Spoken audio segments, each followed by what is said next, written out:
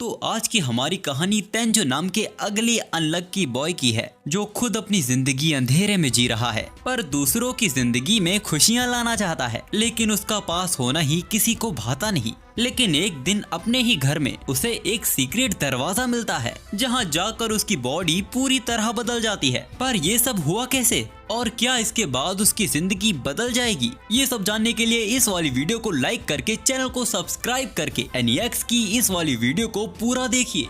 ये कहानी तेंजो नाम के एक लड़के की है, जिसको लगता है कि ये दुनिया उसे पसंद नहीं करती, पर फिर भी वो अपने आप को तसल्ली देकर ये सोचकर खुश रहता है कि उसे इस दुनिया में जीने का मौका दिया गया है। वो सबकी मदद करके उनके सामने आना चाहता है। तभी उसकी नजर कुछ बदमाशों पर जाती है, जो अकेले एक लड़की का फायदा उठाना चाहते थे। हमारा मेन कैरेक्टर उन्हें रोकता है और हम देख पाते हैं कि हमारा मेन कैरेक्टर तो कितना मोटा, गंदा, बदसूरत, छोटी हाइट वाला एक आदमी है। उसकी शक्ल देखने के बाद तो खुद गुंडों को डरकर वहां से भाग जाना चाहिए था, पर ऐसे बदसूरत आदमी की हिम्मत देख उन्हें और गुस्सा आ जाता है। वो उसको पीट पीट कर उसका खून निकाल देते हैं। जब तक पुलिस वहां नहीं पहुंची तब तक वो वहां से दुम दबाकर भागे नहीं थे। वो लड़की तेंजो की मदद करती है, लेकिन वो उसे मना कर वहाँ से जाने लगता है। ये पहली बार नहीं था जो आज तेंजो के साथ हुआ है। वो ये सब बचपन से सहता आ रहा है। पराव को तो छोड़ो, उसके खुद के माँ बाप ने उसके बदसूरत होने की वजह से उसे नहीं अपनाया। तेंजो जो कि एक वेल सेटल फैमिली से है, उसे कभी वो प्यार नहीं मिला जो उसके छोटे भाइयों को दिया जाता था, क्योंकि वो दिखने में अच्छे थे। सिर्फ तेंजो के दादा ही थे जो तेंजो को प्यार करते थे। उनकी ही बोली गई बातों को सुनकर वो दूसरों की मदद करने की कोशिश करता है। उनके गुजरने के बाद उन्होंने सारी प्रॉपर्टी तेंजो के नाम कर दी और उनके बनाए गए बिल की वजह से तेंजो के माँ बाप उससे चाहकर भी वो प्रॉपर्टी छीन नहीं सकते थे, जिस कारण गुस्से में आकर उन्होंने तेंजो को अकेला छोड़ दिया। और अब वो पार्ट टाइम जॉब करके अपने आप को पालता है और अपनी पढ़ाई का भी खर्चा उठाता है। आज तेंजो की मिडिल स्कूल ग्रेजुएशन सेरेमनी है, जहाँ स्कूल के आखिरी दिन पर स्कूल फ्रेंड्स एक दूसरे को हाई स्कूल की गुड विशेस देते हैं। वहीं तेंजो को सिर्फ गालियां मिली थी। आज भी स्कूल के बुलीज तेंजो को पीटते हैं और उसको बचाने की बजाय सब उसकी फोटो क्लिक कर रहे थे। आज तेंजो की जॉब भी छूट गई है उसके लेट हो जाने की वजह से। तेंजो हार मान चुका है। वो थक चुका है अपने आप को ये दिलासा देकर कि कभी तो उसकी जिंदगी भी बदलेगी। जब वो शीशे पर अपना गुस्सा उतार रहा था, तभी गलती से उसे एक सीक्रेट कमरा मिल जाता है। तेंजो के दादा को वर्ल्ड एक्सप्लोर करने का शौक था, इसीलिए जब भी वो किसी देश में जाते वहाँ से कुछ ना कुछ लेकर आते थे, और यही सब शायद उनका इकट्ठा किया खजाना है। कमरे के अंदर एक और दरवाजा था, जिसको वो खोलता है तो अंदर एक और कमरा था। उसके अंदर कदम रखते ही एक डिजिटल स्क्रीन ओपन हो जाती है। इसमें लिखी गई इंफॉर्मेशन गेम के इंस्ट्रक्शन जैसे लग रहे थे। तेंजो को यहाँ स्टैट्स और स्किल मिलते हैं, पर यहाँ भी उसके स्टैट्स सिर्फ एक ही पॉइंट पर हैं। लेकिन चिंता करने की बात नहीं है, क्योंकि वो इन्हें बढ़ा भी सकता है।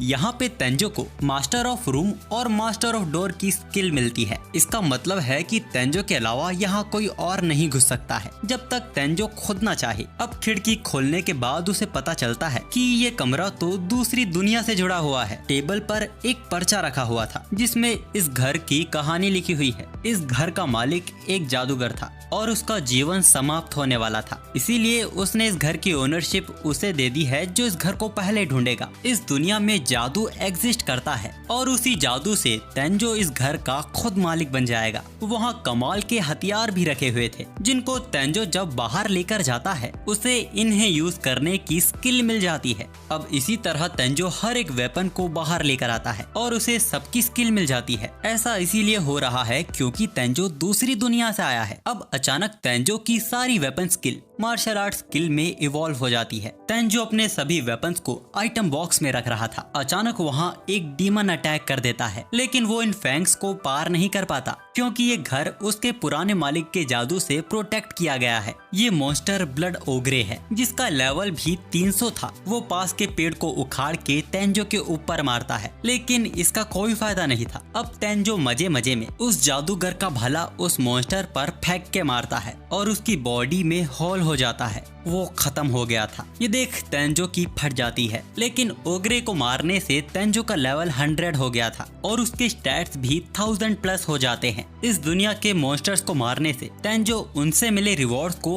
असली दुनिया के पैसों में कन्वर्ट कर सकता है। अब असली दुनिया में आते ही तेंजो की बॉडी दर्द से टूटने लगती है। सुबह तक उसकी बॉडी में बहुत बदलाव आ चुके थे। उसकी बॉडी फिट और हाइट लंबी हो चुकी थी, लेकिन तेंजो अपने आप को नहीं देख सकता था क्योंकि घर का शीशा तो उसने तोड़ दिया था। वैसे भी वो अपनी बदसूरत शक्ल देखना भी नहीं चाहता। दूसरी दुनिया में तेंजो को अपने नाप के कपड़े मिल जाते हैं। इस दुनिया में अलग अलग किस्म के पौधे हैं, जिनमें एक पौधा ऐसा भी था जो हर एक जख्म या चोट को हील कर सकता है। अब तभी वहाँ 200 लेवल का स्लाइम मॉन्स्टर आ जाता है, जिसको तेंजो आसानी से खत्म कर देता है। उस मॉन्स्टर से मिले नेकलेस को तेंजो गले में पहन लेता है और उससे ही मिली कॉफी जेली को खा लेता है। और जो आइटम अब तक बच गए थे, तेंजो उनको पैसों में कन्वर्ट कर उनकी स्कूल यूनिफॉर्म सिलवा लेता है। तेंजो पहली बार अपनी जिंदगी में खुश था। दूसरी दुनिया के लिए उसकी दिलचस्पी इतनी बढ़ गई थी कि वो असल दुनिया के बारे में तो भूल ही गया था। पर उसे ये बखूबी याद है कि इस दुनिया में वो भले ही कितना भी ताकतवर हो जाए, पर असल दुनिया में उसके लिए कुछ नहीं बदलेगा। अगले दिन तेंजो का हाई स्कूल में पहला दिन था। तेंजो उसी सेम स्कूल में हाई स्कूल कर रहा है जिसमें उसने मिडिल स्कूल पास किया था। सभी लोग तेंजो की खूबसूरती की तारीफ कर रहे थे, जिसका उसे एहसास भी नहीं था। जब तेंजो अपनी क्लास में बैठता है तो जो स्टूडेंट्स तेंजो को बुली किया करते थे वो भी तेंजो को पहचान नहीं पाए थे। उन्हें तो लग रहा था कि ये कोई ट्रांसफर स्टूडेंट है, पर जब उन्हें पता चलता है कि ये वही मोटा बस्तूरत छोटी हाइट वाला वही तेंजो है तो पूरी क्लास हैरान हो जाती है। ये देखने के बाद तो तेंजो भी अपनी शक्ल देखने जाता है और वो भी यकीन नहीं कर पाता कि ये उसकी शक्ल है। जो तेंजो को पसंद नहीं करते थे आज उन्होंने उसे घेर लिया था और उनकी भीड़ में खुद तेंजो के छोटे भाई बहन भी मौजूद थे। वो सब जानना चाहते थे कि इन कुछ छुट्टियों में तेंजो में इतना बदलाव कैसे आ गया। वैसे तेंजो की कही वो बात एकदम सच थी कि इतने बदलाव के बावजूद भी उसके साथ पहले जैसा ही बर्ताव किया जा रहा है। तभी वहाँ वही लड़की एक लंबी कार से वहाँ आती है। तेंजो को ये लड़की ठीक से याद नहीं थी, उसे भी तेंजो अलग लग रहा था। खैर वो उसे याद दिलाती है कि वो वही लड़की है जिसको उसने बचाया था। तेंजो को भी याद आ गया था, पर वो उससे पूछता है कि उसे उसका नाम कैसे पता। तो वो बताती है कि उस दिन उसे तेंजो को थैंक्स करने का मौका नहीं मिला था, तो उसने उस पर इन्वेस्टिगेशन की। ये लड़की तेंजो को ओशी एकेडमी में एडमिशन दिलवाना चाहती है। तेंजो का छोटा भाई देखता है कि इस लड़की ने तो सुपर इलाइट स्कूल यानी ओशी एकेडमी की यूनिफॉर्म पहनी हुई है। इस लड़की का नाम काओरी होजो है और ये ओशी एकेडमी की स्टूडेंट काउंसिल ऑफिसर और साथ ही चेयरमैन की बेटी है। और असल में हाउजो के पापा ही ये चाहते हैं कि तेंजो उनकी एकेडमी में एडमिशन ले। ओशी एकेडमी जापान के बड़े स्कूलों में से एक है जहां स्टूडेंट्स अपनी फील्ड में परफेक्ट होने आते हैं। इस स्कूल में पढ़ने वाले स्टूडेंट्स का फ्यूचर एकदम ब्राइट है, पर तेंजो उनके ऑफर को फिर भी ठुकरा देता है क्योंकि वो अपने आप को इसके लायक नहीं समझता। उसके भाई बहन तेंजो की बेइज्जती कर एकेडमी को ज्वाइन करने की बात करते हैं, पर हाउजो ही उनकी बेइज्जती कर उन्हें मना कर देती है क्योंकि जब वो तेंजो पे इन्वेस्टिगेट कर रही थी उसे पता चला था कि उसके ही भाई बहन तेंजो को सबकी तरह बुली किया करते थे और जब तेंजो को परेशान या उसे मारा जाता था तो ये लोग दूर से इसे एंजॉय किया करते थे। बात रही तेंजो की, तो ओशी एकेडमी के लिए ग्रेड से बढ़कर स्टूडेंट्स का अच्छा स्वभाव ज्यादा जरूरी है, जो कि तेंजो में है। तभी होजो का सेक्रेटरी तेंजो को स्कूल दिखाने की बात करता है। होजो उसे अपने साथ ओशो एकेडमी ले जाती है। ये इतना बड़ा स्कूल था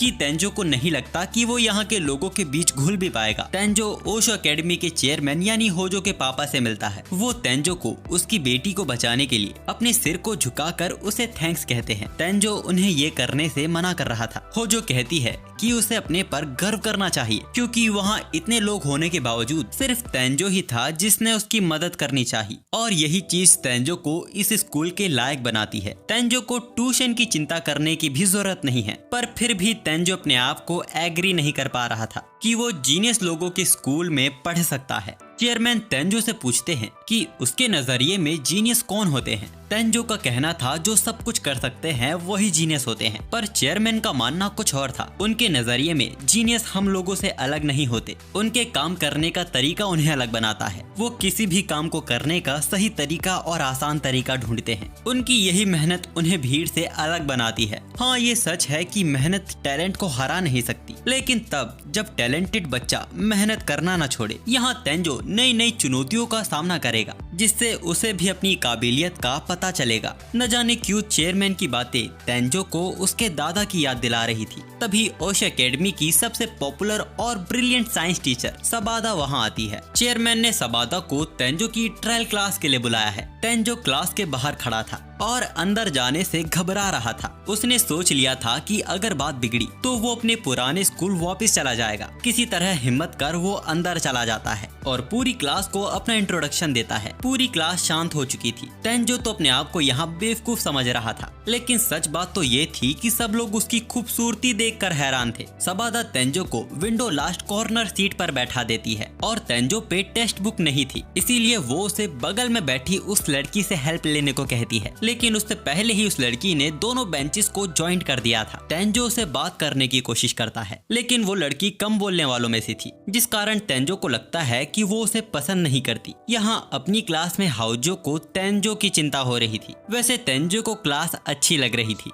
अब लंच टाइम में सभी लोग तेंजो को घेर लेते हैं और उससे पर्सनल तरह तरह के क्वेश्चन पूछने लगते हैं। तब रियो नाम का स्टूडेंट उसे बचाता है, जो कि बात करने में बहुत अच्छा था। तेंजो को ये देख हैरानी हो रही थी। रियो तेंजो को लंच के लिए इनवाइट करता है। इधर का खाना अच्छा होने के साथ साथ बहुत सस्ता भी था। साथ ही एक स्पेशल आइटम सभी को एकदम फ्री प्रोवाइड किया जाता है। रियो का दोस्त शिंगो उन्हें अपने पास बुलाता है। शिंगो भी उनकी ही क्लास में है। उनके बीच एनीमे की बात चल रही थी। तेंजो ये देख हैरान था कि यहाँ के स्टूडेंट्स एनीमे देखते हैं। वैसे कैफेटेरिया में सभी लोग तेंजो को ही घूर रहे थे। उसे लगा ये सब उसकी ड्रेस की वजह से हो रहा है, जो कि यहाँ पे सबसे अलग है। रियो उसको बताता है कि ये सब उसके चेहरे के कारण हो रहा है। खैर, वो लोग उससे पूछते हैं कि अभी वो कौन से क्लब में है। इस वक्त तो तेंजो कोई भी क्लब में नहीं था, पर रियो स्पोर्ट्स में बहुत अच्छा है, इसीलिए उसे कई स्पोर्ट्स क्लब से ऑफर मिलते रहते हैं, जिसमें वो कंफ्यूज होकर होम क्लब को ही ज्वाइन कर लेता है। और शिंगो तो वीडियो गेम क्लब में है। स्कूल में गेम कंसोल ला सकते हैं, क्योंकि टीचर्स को भरोसा है कि स्टूडेंट्स क्लास में से यूज नहीं करेंगे। स्कूल एंड होने के बाद तेंजो फिर से चेयरमैन से मिलने जाता है, जहाँ वो उनके स्कूल की तारीफ करता है,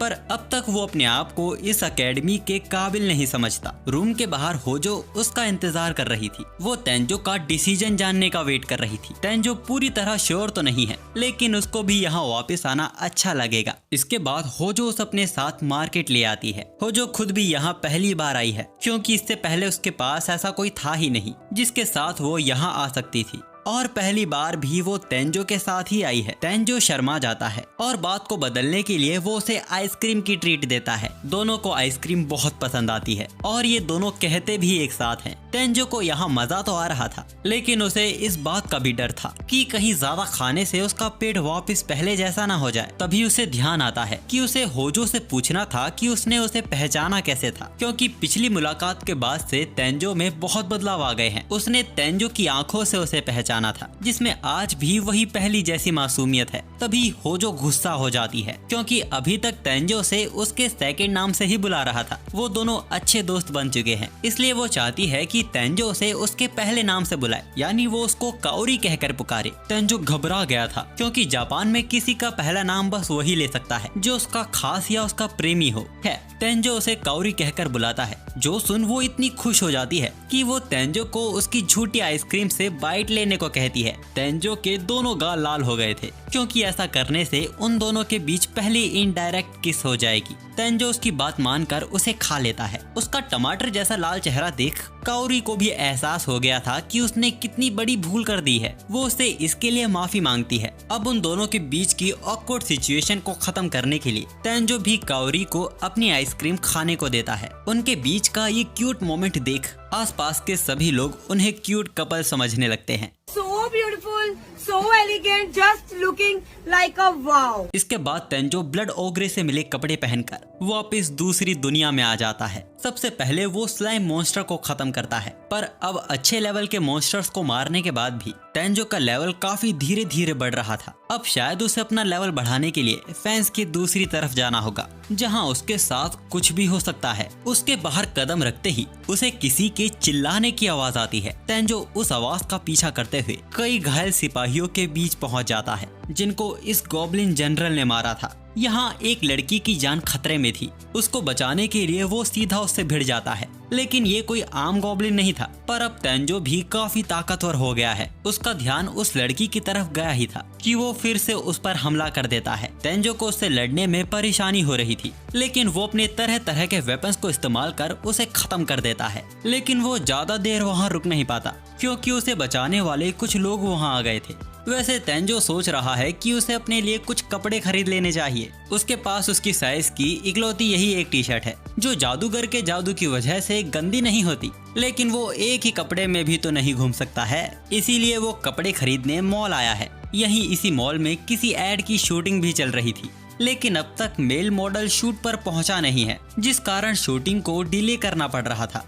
और लोगों को अपने दूसरे कामों पर भी जाना था। इसीलिए फोटोग्राफर सभी को मॉल से ही किसी हैंडसम लड़के। यहाँ तेंजो जब अपने लिए कपड़े चूज कर रहा था, तब दो अनजान लड़की उसके पास आती है। तेंजो को लगता है कि ये दोनों उसे जबरदस्ती कपड़े बेचने आई हैं, तो वो अनजाने में एक अलग ही अंदाज में उन्हें मना करके वहाँ से निकल जाता है। तेंजो को उन लड़कियों की चिंता हो रही थी कि कहीं उन्होंने उसकी बात का बुरा न मान लिया हो, लेकिन तेंजो के अंदाज के बाद वो लड़कियां वहाँ से हिली भी नहीं थी। वो अभी तक हैरान थी कि इतने हैंडसम लड़के ने उनसे बात की। यहाँ उस फोटोग्राफर की नजर तेंजो पर जाती है। वो उसको कपड़े खरीदते वक्त दबोच लेता है और उसे शूटिंग के लिए ले आता है। शूटिंग तो बढ़िया चल रही थी, लेकिन ये क्लोजअप शॉट्स उसे अनकंफर्टेबल कर रहे थे। यहाँ दूसरी दुनिया में हम उसी लड़की को देखते हैं, जो कि अब तक उसके बारे में ही सोच रही है जिसने उसे बचाया था। हमें पता चलता है कि ये अपने किंगडम की राजकुमारी है और अब वो उस शख्स को ढूंढने जा रही है जिसने उसे बचाया था। यहाँ तेंजो की शूटिंग भी खत्म हो गई थी और अभी वो फीमेल मॉडल म्यू के साथ बैठा हुआ है, जहाँ वो बिल्कुल भी कंफर्टेबल नहीं है। खैर,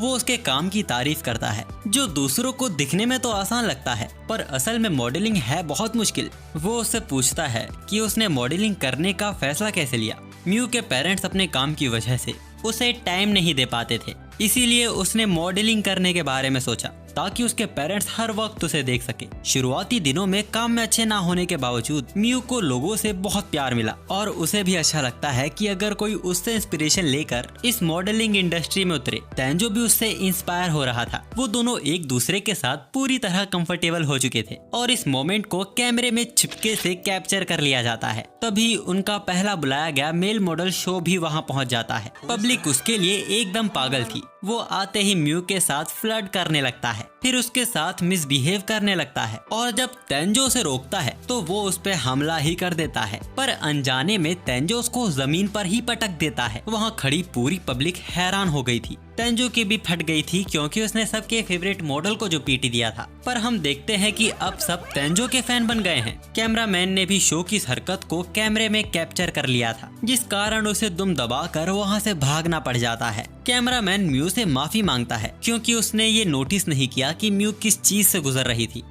कैमरामैन तेंजो को मॉडल बनने का ऑफर देता है, जिसके लिए वो उसे मुंह मांगी कीमत भी देगा, पर तेंजो मना कर देता है, क्योंकि अभी वो सीख ही रहा है। वो भी ज्यादा जिद नहीं करता, बस कहता है कि जब भी उसका मन बदले वो वापस आ सकता है। और वो तेंजो को उसके काम के बदले कुछ ब्रांडेड कपड़े देता है। वो उसे पैसे ही देना चाहता था, लेकिन न्यू कमर्स को पेमेंट देना उनकी कंपनी के रूल्स के खिलाफ है। वो जबरदस्ती तेंजो को कपड़े पकड़ा देता है। म्यू भी तेंजो के साथ फिर से काम करना चाहती है। इसके बाद सभी लोग अपने अपने काम के लिए निकल जाते हैं। कैमरामैन अभी भी तेंजो के बारे में ही सोच रहा था और म्यू भी उसके बारे में सोचकर ब्लश कर रही थी, जो देख कैमरामैन उसे चिढ़ाने लगता है। इधर उस शख्स को ढूंढते ढूंढते वो लोग फिर से गॉब्लिन्स के झुंड के बीच फंस जाते हैं। फिर से गॉब्लिन जनरल के हाथों प्रिंसेस की जान खतरे में थी, लेकिन फिर से तेंजो उसको बचा लेता है और सभी गॉब्लिन्स को खत्म करके उसने सिपाहियों को भी हील हब से हील कर दिया था। अब तभी प्रिंसेस आगे आके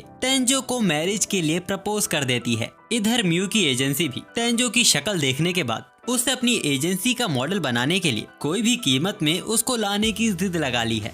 कैप्टन सोल्जर ओवन प्रिंसेस की बातों पे गुस्सा कर रहा था, तो प्रिंसेस भी भड़क जाती हैं और वो लोग वहीं बहस करना शुरू कर देते हैं। तब तेंजो उन्हें जंगल के अंदर उसके घर चल के बात करने को कहता है। उनको बड़ा झटका लगता है कि तेंजो इतने खतरनाक जंगल में रहता है। वो लोग तेंजो के घर पहुंचकर उसे अपने बारे में बताते हैं। तेंजो भी ये जानकर हैरान हो गया था कि लेक्सिया असल में राजकुमारी है उसे डर लग रहा था कि कहीं उसे सजा ना दी जाने वाली हो, लेकिन ऐसा कुछ भी नहीं होने वाला था। उल्टा उनके मन में सवाल बन रहा था कि तेंजो तो यहाँ का लगता ही नहीं। प्रिंसेस तो तेंजो को दूर देश का राजकुमार समझ रही थी जो उनका हाथ थामेगा। ओवन को तो शक था कि ये कोई जासूस भी हो सकता है, पर उसे देखकर ऐसा लगता नहीं है। और वैसे भी वो लोग उसको ही ढूंढने आए थे ताकि प्रिंसेस उसे थैंक्स कह सके। लेकिन थैंक्स कहते कहते वो उसके साथ फ्लर्ट करने लगती है और उसे फिर से मैरिज के लिए प्रपोज कर देती है। लेकिन तेंजो मना कर देता है क्योंकि ये सब बहुत जल्दी जल्दी हो रहा है। लेक्सिया भी उसका कहना मान लेती है क्योंकि प्यार के रास्ते में तो कांटे मिलते ही हैं और वो प्यार ही क्या जो आसानी से मिल जाए। इसीलिए वो अपनी लव स्टोरी की शुरुआत फ्रेंडशिप से करती है। तेंजो के कभी दोस्त नहीं रहे, इसीलिए वो भी दोस्त बनाना चाहता है। वैसे तेंजो को उनके साथ राजमहल जाना होगा क्योंकि किंग उस शख्स से मिलना चाहते हैं जिसने उनकी बेटी को बचाया था। पर ये सब अचानक और कुछ जल्दी ही हो रहा है, इसीलिए तेंजो जब चाहे तब आ सकता है। इसके बाद वो लोग किंगडम के लिए निकल जाते हैं। उन्हीं के किंगडम के बाहर हम एक झोपड़े को देखते हैं। इसके अंदर बैठा एक अनजान शख्स लक्सिया को मरवाना चाहता है। उसने उसे मरवाने की दो बार कोशिश की, लेकिन उसके आदमी दोनों बार नाकामयाब रहे। हमें पता चलता है कि ये शख्स लक्सिया से उस चीज का बदला लेना चाहता है जो उसने उसके साथ किया है। तेंजो आज अपने नए स्कूल जा रहा है। अब वो इतना हैंडसम हो चुका है कि सभी लोग सिर्फ उसको ही घूरते रहते हैं, जिससे उसे परेशानी भी होती है। वैसे ओश एकेडमी में उसका एनरोलमेंट कंप्लीट हो चुका है। अब वो उसी क्लास में है जिसमें उसने ट्रायल लिया था। पहली क्लास खत्म होने के बाद गेम पीरियड था जहां रियो फुटबॉल मैच में धमाल मचा रहा था। तेंजो एक जगह बैठकर उनका मैच देख रहा था। तभी उसकी ही क्लास की एक लड़की काइदे उसके पास बैठकर उससे बातें करने लगती है। तभी फुटबॉल मैच के दौरान एक स्पेशल मूव लेते वक्त बॉल गलती से उनकी ओर ही आने लगती है। अगर ये शॉट कायदे को लगता तो वो काफी घायल हो जाती, पर तेंजो अपनी फ्लेक्सिबल बॉडी से उसे बचा लेता है और उसका ये मूव देखकर सब लोग हैरान भी हो गए थे। तेंजो कायदे से पूछता है क्या वो ठीक है, जिस पर वो इस बार शर्मा कर हाँ कह देती है। तभी वो लड़का भी अपने घुटनों पे आके कायदे से माफी मांगता है, पर कायदे को तो उससे नाराजगी थी ही नहीं। रियो भी कहता है कि ये लड़का दिल से बुरा नहीं है। इस लड़के का नाम अकीरा है। वो तेंजो को थैंक्स कहता है उसे और कायदे को बचाने के लिए। वैसे कायरे को एक बड़ी गलतफहमी है कि उसे लगता है कि वो एकेडमी में बहुत पॉपुलर है, जिस पर सभी लोग उस पे हंसने लगते हैं। इसके बाद गर्ल्स चेंजिंग रूम में सिर्फ तेंजो की ही बातें चल रही थी। उनकी बातें सुन के काओरी भी वहां जाती है। कायदे उसे गेम पीरियड की सारी बात बता देती है। सभी लड़कियों के लफ्जों पे सिर्फ तेंजो का ही नाम चल रहा था। उनको तो लगता है कि तेंजो की कोई गर्लफ्रेंड भी होगी, जिस पर कायदे और काओरी दोनों एक साथ भड़क जाते हैं। खैर, तेंजो की क्लास का इंग्लिश का पीरियड शुरू हो चुका था और इस वक्त काओरी की क्लास का गेम पीरियड था। तभी वहाँ एक बाइकर गैंग का झुंड ओश एकेडमी का गेट तोड़कर एकेडमी के अंदर घुस आता है। ये लोग रेड ओगर गैंग है, जिनका एक मेंबर वही है जो तेंजो को पिछले स्कूल में बुली किया करता था। इन लोगों को तेंजो के भाई बहन ने हायर किया है काओरी को नुकसान पहुंचाने के लिए। उस दिन काओरी ने जो इनकी इंसल्ट की थी वो उसका बदला तो लेने आए ही हैं। साथ ही वो इस चीज से वो ज्यादा गुस्सा है कि उनके बेवकूफ भाई को यहाँ एडमिशन मिल गया। ये लोग पुलिस के आने से पहले काओरी को किडनैप करना चाहते हैं। तेंजो उसे बचाना चाहता था, लेकिन इतना ताकतवर होने के बावजूद उसका शरीर कांप रहा था। वो भले ही ताकतवर हो गया है, पर आज भी उसका दिल उतना ही कमजोर है। वो अपने गाल पे चाटा मारता है और अपने आप को होश में लाकर बिल्डिंग के 4th फ्लोर से कूद जाता है। सभी स्टूडेंट्स ये देख डर गए थे, लेकिन तेंजो को कुछ भी नहीं हुआ था। वो तेजी से काओरी के पास पहुंच जाता है। बाइकर गैंग के गुंडे उसके ऊपर टूट पड़ते हैं। उन सभी को डॉज करते हुए तेंजो काओरी के पास पहुंचने की कोशिश कर रहा था, लेकिन वो अपने साथ एक सूमो रेसलर भी लेकर आए थे, लेकिन उसकी ताकत तेंजो को उसकी जगह से हिला भी नहीं पाती। उल्टा तेंजो उसे फेंक देता है। ये देख लोग इतना ज्यादा डर गए थे कि अब वो खुद ही तेंजो के लिए रास्ता बनाने लगते हैं। ये उनके लीडर से बर्दाश्त नहीं होता। इस बार वो खुद मैदान में उतरता है, लेकिन बाइक के साथ भी वो तेंजो को टच भी नहीं कर पा रहा था। उल्टा वो अपना बैलेंस खोकर अपना एक्सीडेंट करवा लेता है। शाम तक पुलिस भी वहाँ पहुंच चुकी थी। वो पूरी बाइकर गैंग के साथ तेंजो के भाई बहनों को भी अरेस्ट कर लेती है। काओरी थक कर बेहोश होने वाली थी, पर तेंजो उसे पकड़ लेता है। वहाँ तेंजो का छोटा भाई बाइकर गैंग को गाली दे रहा था, तो उनका लीडर उसका गला दबा देता है, क्योंकि उसकी वजह से ही वो लोग यहाँ फंसे हैं। उसकी बहन उसे बचाने की कोशिश करती है, तो वो उसे भी लात मार के अलग कर देता है। वो लगभग अपनी सांसें छोड़ने ही वाला था कि तेंजो उनका हाथ पकड़ के उन्हें अलग कर देता है। इस वक्त तेंजो इतना गुस्से में था कि उनकी वापस कोशिश करने की हिम्मत ही नहीं होती। उसके भाई बहन पूछते हैं कि उसने उनके लिए ये क्यों किया। तेंजो के भाई बहनों ने जो भी उसके साथ किया है वो शायद कभी इसके लिए माफ नहीं कर पाएगा, लेकिन आखिर में वो उसका परिवार ही है। ये सुन वो दोनों अपने घुटनों पर आ जाते हैं और उससे अपनी गलतियों के लिए माफी मांगने लगते हैं। वैसे आज जब तेंजो वापस दूसरी दुनिया में आया तो उसके मन में ख्याल आया कि इस जंगल में रहने वाले मॉन्स्टर्स इतने ताकतवर हैं, अगर ये झुंड में हमला कर दे तो पूरा शहर तबाह हो सकता है। पर ये कभी जंगल से बाहर निकलते ही नहीं है। तो वो सोच रहा था कि आखिर क्यों इस घर के मालिक ने यही जगह क्यों चुनी घर बनाने के लिए। वैसे अब तो तेंजो को यहाँ की आदत हो चुकी है। अब जब तेंजो वापस घर की ओर जा रहा था तभी उसे किसी के किरकिराने की आवाज आती है। वो एक पपी था जो एक मॉन्स्टर के हाथों मारा जाने वाला था। ये मॉन्स्टर बहुत ताकतवर है। तेंजो को भी उसको देख पसीने आ रहे थे। उसने वापस जाने का फैसला कर ही लिया था, लेकिन उस पपी पे होता जुल्म वो देख नहीं पाता। वो अपने भाले को निकालकर उसकी ओर फेंकता है और अपनी तलवार के साथ उसका सामना करने जा रहा था, लेकिन उस भाले से ही वो मॉन्स्टर खत्म हो चुका था। ऐसा तेंजो के साथ तब भी हुआ था जब उसने कम लेवल होने के बावजूद इसी भाले से ब्लड ओगरे को मार गिराया था। न जाने किसके ये ताकतवर हथियार हैं। वैसे वो पपी तेंजो को भी अपना दुश्मन समझ रहा था। तेंजो उसे हीलिंग हब पिलाने की कोशिश करता है, लेकिन अब उस पपी में इतनी जान बची ही नहीं थी कि कुछ देर वो और अपने पैरों पे खड़ा हो जाए। तेंजो उसे हील कर देता है, जिसके बाद उस पपी ने भी तेंजो को अपना दोस्त बना लिया था। तेंजो देखता है कि इसका स्कोर तो उससे भी ज्यादा है। वो उसके रंग को देखकर उसका नाम नाइट रखता है। काले दे लिबास दी शकीन कुड़ी दूर दूर जावे मेरे काले रंग तो। तेंजो ने इसको घर ले जाने का फैसला किया है। अब घर पहुंचने के बाद तेंजो को रिवॉर्ड में अचानक एक ब्रश मिलता है, जिसको वो नाइट को साफ करने में यूज कर सकता है। वैसे इतने ताकतवर मॉन्स्टर को मारने के बाद भी तेंजो का लेवल बिल्कुल भी नहीं बढ़ा। इसके बाद तेंजो स्कूल जाता है, जहां वो अपने दोस्तों से पेट शॉप के बारे में पूछता है। तेंजो ने नया पेट लिया है। ये सुन कायदे एक्साइटेड हो जाती है और उसके ज्यादा ही करीब आने लगती है,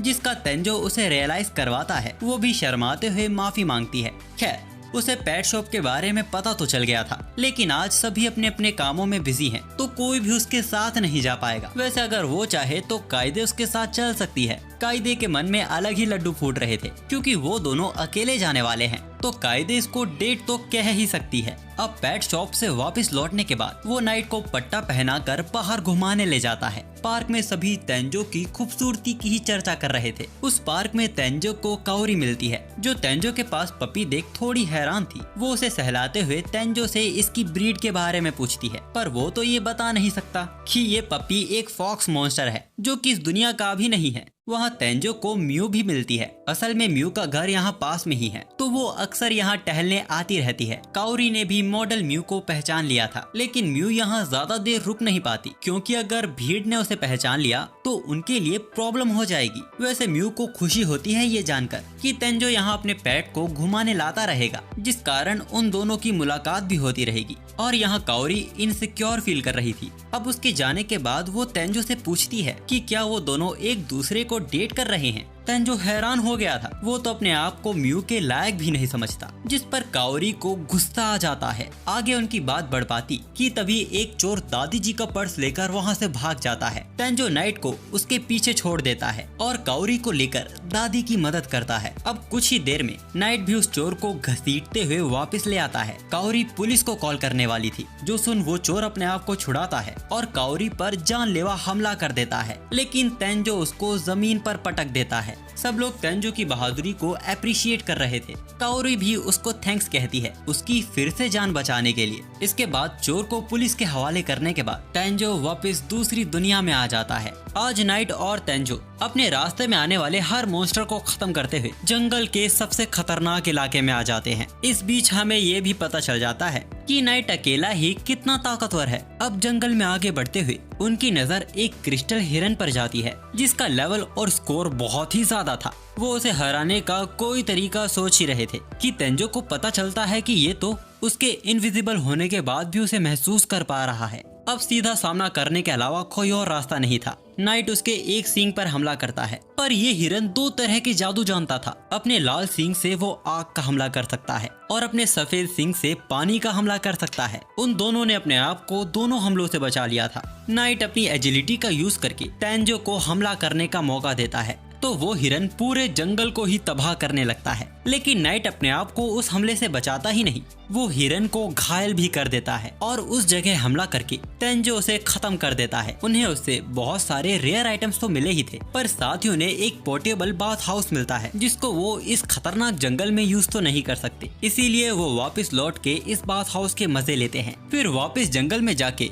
एक ताकतवर मॉन्स्टर को खत्म करते हैं। इससे तेंजो का लेवल और स्कोर भी बढ़ गया था। वो वापस जाने ही वाले थे कि तभी उन्हें एक छिपी हुई सुरंग मिलती है। उनके अंदर जाते ही मशाले जलने लगती है। अंदर एक बड़ी सी खाली जगह थी। नाइट उसे एक लाश के पास लेके जाता है। वहाँ एक किताब थी जिसमें जो लिखा था वो तेंजो को हैरान कर देने वाला था। किताब उसी जादूगर की है और ये लाश भी उसी जादूगर की है। हमें बताया जाता है कि वो जादूगर हर एक चीज में इतना माहिर था कि मानो कि वो एक इंसानी रूप में एक देवता के बराबर था। देवताओं ने सच में उसे देवता बनाना चाहा, पर उसने साफ इनकार कर दिया। लेकिन कुछ वक्त में ही उसका ताकतवर होना इंसानों के डर का कारण बन गया। उसे धोखे से मरवा दिया गया। फिर भी मरने से पहले वो देवताओं की दुनिया में पहुंच गया, लेकिन वो उसके लायक जगह नहीं थी। उसका वहाँ मन ही नहीं लगा। इसीलिए ऐसा तेंजो के साथ ना हो। वो उसे एक सलाह देता है कि उसे अपने रिश्ते उनके साथ रखने चाहिए जिन पर वो भरोसा कर सकता है। जादूगर को इस चीज की उम्मीद थी कि तेंजो के लिए दोस्त बनाना थोड़ा मुश्किल है, तो वो उसे धीरे धीरे सीखने को कहता है। तेंजो भले ही किताब पढ़ रहा था, लेकिन मानो कि वो सच में उससे बात कर पा रहा हो। खैर, जादूगर बोलता है कि तेंजो जिस भी एक चीज के बारे में जानना चाहेगा वो उसके बारे में उसे सब सिखाएगा। तेंजो जादू सीखना चाहता था, तो जादूगर जितने भी जादू जानता था वो सब इस किताब में लिख देता है। लेकिन तेंजो दूसरी दुनिया से आया है। यहाँ के लोगों की तरह उसकी नसों में जादू नहीं दौड़ता, इसीलिए उसे जादू सीखने में परेशानी तो होगी, पर उसका काम आसान करने के लिए वो तेंजो को अपनी एबिलिटीज दे देता है। इसके बाद वो लोग घर वापस आ जाते हैं और जादू को सीखने की कोशिश करते हैं। तेंजो अपने अंदर बहते जादू को महसूस कर पा रहा था। जादू को यूज करने के लिए उसके बारे में सोचना ही काफी है। यहाँ तक कि जादूगर अपनी मर्जी से अपने जादू को नाम भी दे सकता है। तेंजो सबसे पहले वाटर बॉल के बारे में सोचता है और वो वाटर बॉल को क्रिएट भी कर पाता है। नाइट भी ये करने में कामयाब हो गया था। वो दोनों एक पेड़ पर निशाना लगाते हैं जो कि इतना ताकतवर हमला बन गया था कि कई पेड़ वहाँ गिर जाते हैं। इधर ओवन ने भी किंग को तेंजो के बारे में बता दिया था और गलती से वो ये भी बता देता है कि एलेक्सिया ने तेंजो को शादी का प्रस्ताव दिया है। जो सुन किंग को तेंजो पर गुस्सा आ रहा था। वो वहाँ तबाही मचाने लगते हैं और यहाँ तेंजो अपनी क्लास में भी जादू के बारे में ही सोच रहा था। तभी हमें पता चलता है कि ऑफ कैंप स्टडी के लिए उनका पूरा स्कूल बाहर जाने वाला है, जहाँ वो नेचर के बीच 2 दिन 1 रात गुजारेंगे। इसके लिए क्लास को 4-4 के ग्रुप्स में बांटा जाता है। तेंजो के ग्रुप में कायदे, अकीरा और उसकी ही क्लासमेट रीन थी। पर एक प्रॉब्लम भी थी कि तेंजो आज तक किसी ट्रिप पर नहीं गया, तो उसके पास ले जाने के लिए कोई बड़ा बैग नहीं है। तो कायदे उसे सभी दोस्तों के साथ शॉपिंग पर ले आती है। उन्होंने काओरी को भी बुला लिया था। रियो और शिंगो तो हैरान थे कि उनके चेयरमैन की बेटी काओरी तेंजो की दोस्त है। काओरी उन्हें उनके साथ भी फ्रेंड्स की तरह ही रहने को कहती है। वैसे अकीरा भी उनके साथ आने वाला था, लेकिन वो आ नहीं पाया क्योंकि वो कोई जरूरी काम में फंस गया था। खैर, वो मॉल में आने के बाद तेंजो के लिए कोई बैग चुनने लगते हैं। काओरी उन्हें एक बैग दिखाती है। काओरी की पसंद सबको बहुत पसंद आती है और वो तेंजो पर भी अच्छा लग रहा था, इसीलिए वो भी उसे खरीदने का फैसला कर लेता है। अब जिस काम के लिए वो लोग आए थे वो पूरा हो चुका था, इसीलिए वो सब गेम जोन आ जाते हैं, जहाँ शिंगो की नजर उसके फेवरेट फीमेल कैरेक्टर के एक्शन फिगर पर जाती है। ये फिगर तो उसे कब से चाहिए था, लेकिन इसे खरीदा नहीं, सिर्फ इस गेम में जीता जा सकता है। लेकिन वो तो इस गेम में एकदम फिसड्डी था। तेंजो इस गेम को ट्राई करता है। वो अपनी स्किल का यूज करके उस फिगर का वीक पॉइंट ढूंढता है और उसे आसानी से जीत लेता है। ये देख कायदे उसे अपने साथ ले जाती है। उसे ये ब्लैक कैट सॉफ्ट टॉय चाहिए था। तेंजो उसके लिए उसे भी जीत लेता है। अब ऐसे ही वो सबके लिए उनकी पसंदीदा चीज जीत कर देता है। तेंजो को भी खुशी हो रही थी क्योंकि वो कुछ लोगों की खुशी का कारण बन रहा है। इसके बाद रियू सबको 7th फ्लोर के कैफे पे चलने की एडवाइस देता है, पर लड़कियों को अभी शॉपिंग के लिए 18th फ्लोर के गर्ल्स सेक्शन में जाना था। इसीलिए वो उन्हें कैफे में उनका वेट करने को कहती है, जिसके बाद वो लोग अलग अलग हो जाते हैं। यहाँ कैफे में रियो तेंजो और अपने लिए ब्लैक कॉफी ऑर्डर करता है, जो कि कड़वी होने की वजह से तेंजो से तो पी नहीं जाती। शिंगो को पहले ही इस चीज का एहसास था, इसीलिए वो कोल्ड ड्रिंक लेकर अपना अलग हो गया था। रियो उनको बच्चा कहकर उनका मजाक उड़ा रहा था, लेकिन जब वो भी एक सिप लेता है तो उससे भी इतनी कड़वी कॉफी पी नहीं जाती। वो अपनी कॉफी को पूरी तरह शुगर क्यूब से भर लेता है। तेंजो को आज एहसास हुआ कि दोस्तों के साथ कॉफी पीने में कितना मजा आता है। तभी अचानक मॉल की इमरजेंसी बेल बजने लगती है। हमें पता चलता है कि लिफ्ट की तार छिली होने की वजह से मॉल के 10th फ्लोर तक आग फैल चुकी है, यानी लड़कियों की जान खतरे में है। एक आदमी सभी को बिल्डिंग से बाहर निकलवा रहा था। तेंजो उसी आदमी से लड़कियों के बारे में पूछता है। तभी रियो पर कायदे का कॉल आता है और उन्हें पता चलता है कि वो लोग अभी भी 13th फ्लोर पर फंसे हुए हैं, यानी उन तीनों की जान खतरे में है। तेंजो बिना कुछ सोचे ऊपर की ओर भागने लगता है। रियो और शिंगो भी ऊपर जाना चाहते थे, लेकिन उन्हें जाने नहीं दिया जाता।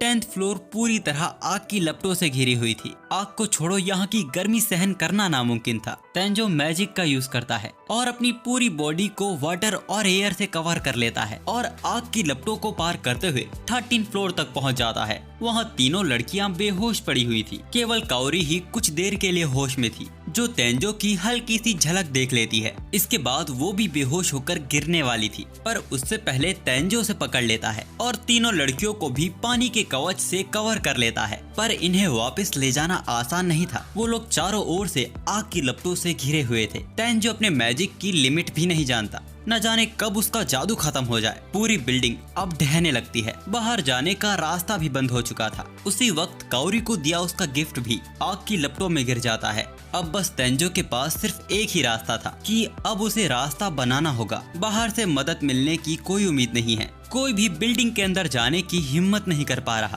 तभी हम देखते हैं कि सभी फ्लोर्स को चीरते हुए तेंजो नीचे आ रहा था।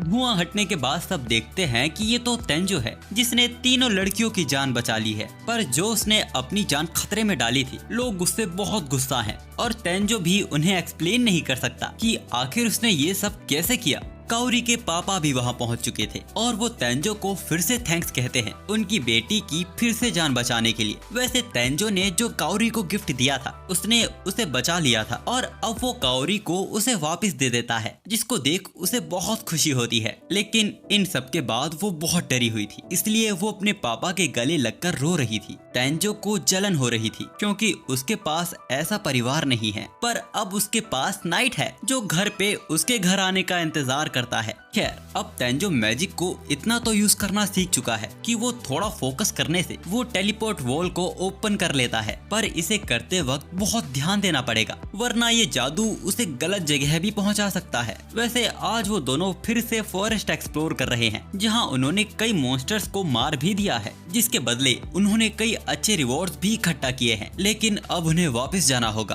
तेंजो को अपनी ट्रिप की तैयारी भी करनी है। जो सुन नाइट दुखी हो जाता है। तभी अचानक नाइट जंगल के अंदर भागने लगता है। तेंजो उसका पीछा करते हुए एक जगह पहुंच जाता है जहां नाइट उसे इशारे में इनविजिबल होने को कहता है। वहां एक घायल लड़की थी जो कई गॉब्लिन से घिरी हुई थी। तेंजो उसे बचाने जा रहा था, पर नाइट उसे जाने नहीं देता। हम देखते हैं कि वो लड़की कुछ अनोखे धागों से उनका सामना कर रही थी, लेकिन वो संख्या में बहुत ही ज्यादा थे और ऊपर से वो लड़की पहले से ही घायल थी। अब इससे पहले गॉब्लिन जनरल उसे मार देता, उससे पहले तेंजो और नाइट उसे खत्म कर देते हैं, पर उनकी संख्या अब तक खत्म नहीं हुई थी। तेंजो को अपने आइटम बॉक्स से एक खास तरह का वेपन मिलता है जो सभी गॉब्लिन्स को एक ही बार में खत्म कर देता है। अब तेंजो इस घायल लड़की को इलाज के लिए घर ले जाने की सोच रहा था, जिस पर नाइट न जाने क्यों घुर्राने लगता है। तभी उस लड़की को भी होश आ गया था। वो अपने आप को तेंजो की गोद में पाकर फड़फड़ाने लगती है, जिस कारण वो गिरकर खुद के चोट मार लेती है। तेंजो उसे हर्बल जूस देता है, जिसको पीने से उसके सारे घाव भर जाएंगे। वो लड़की तेंजो पे शक तो कर रही थी,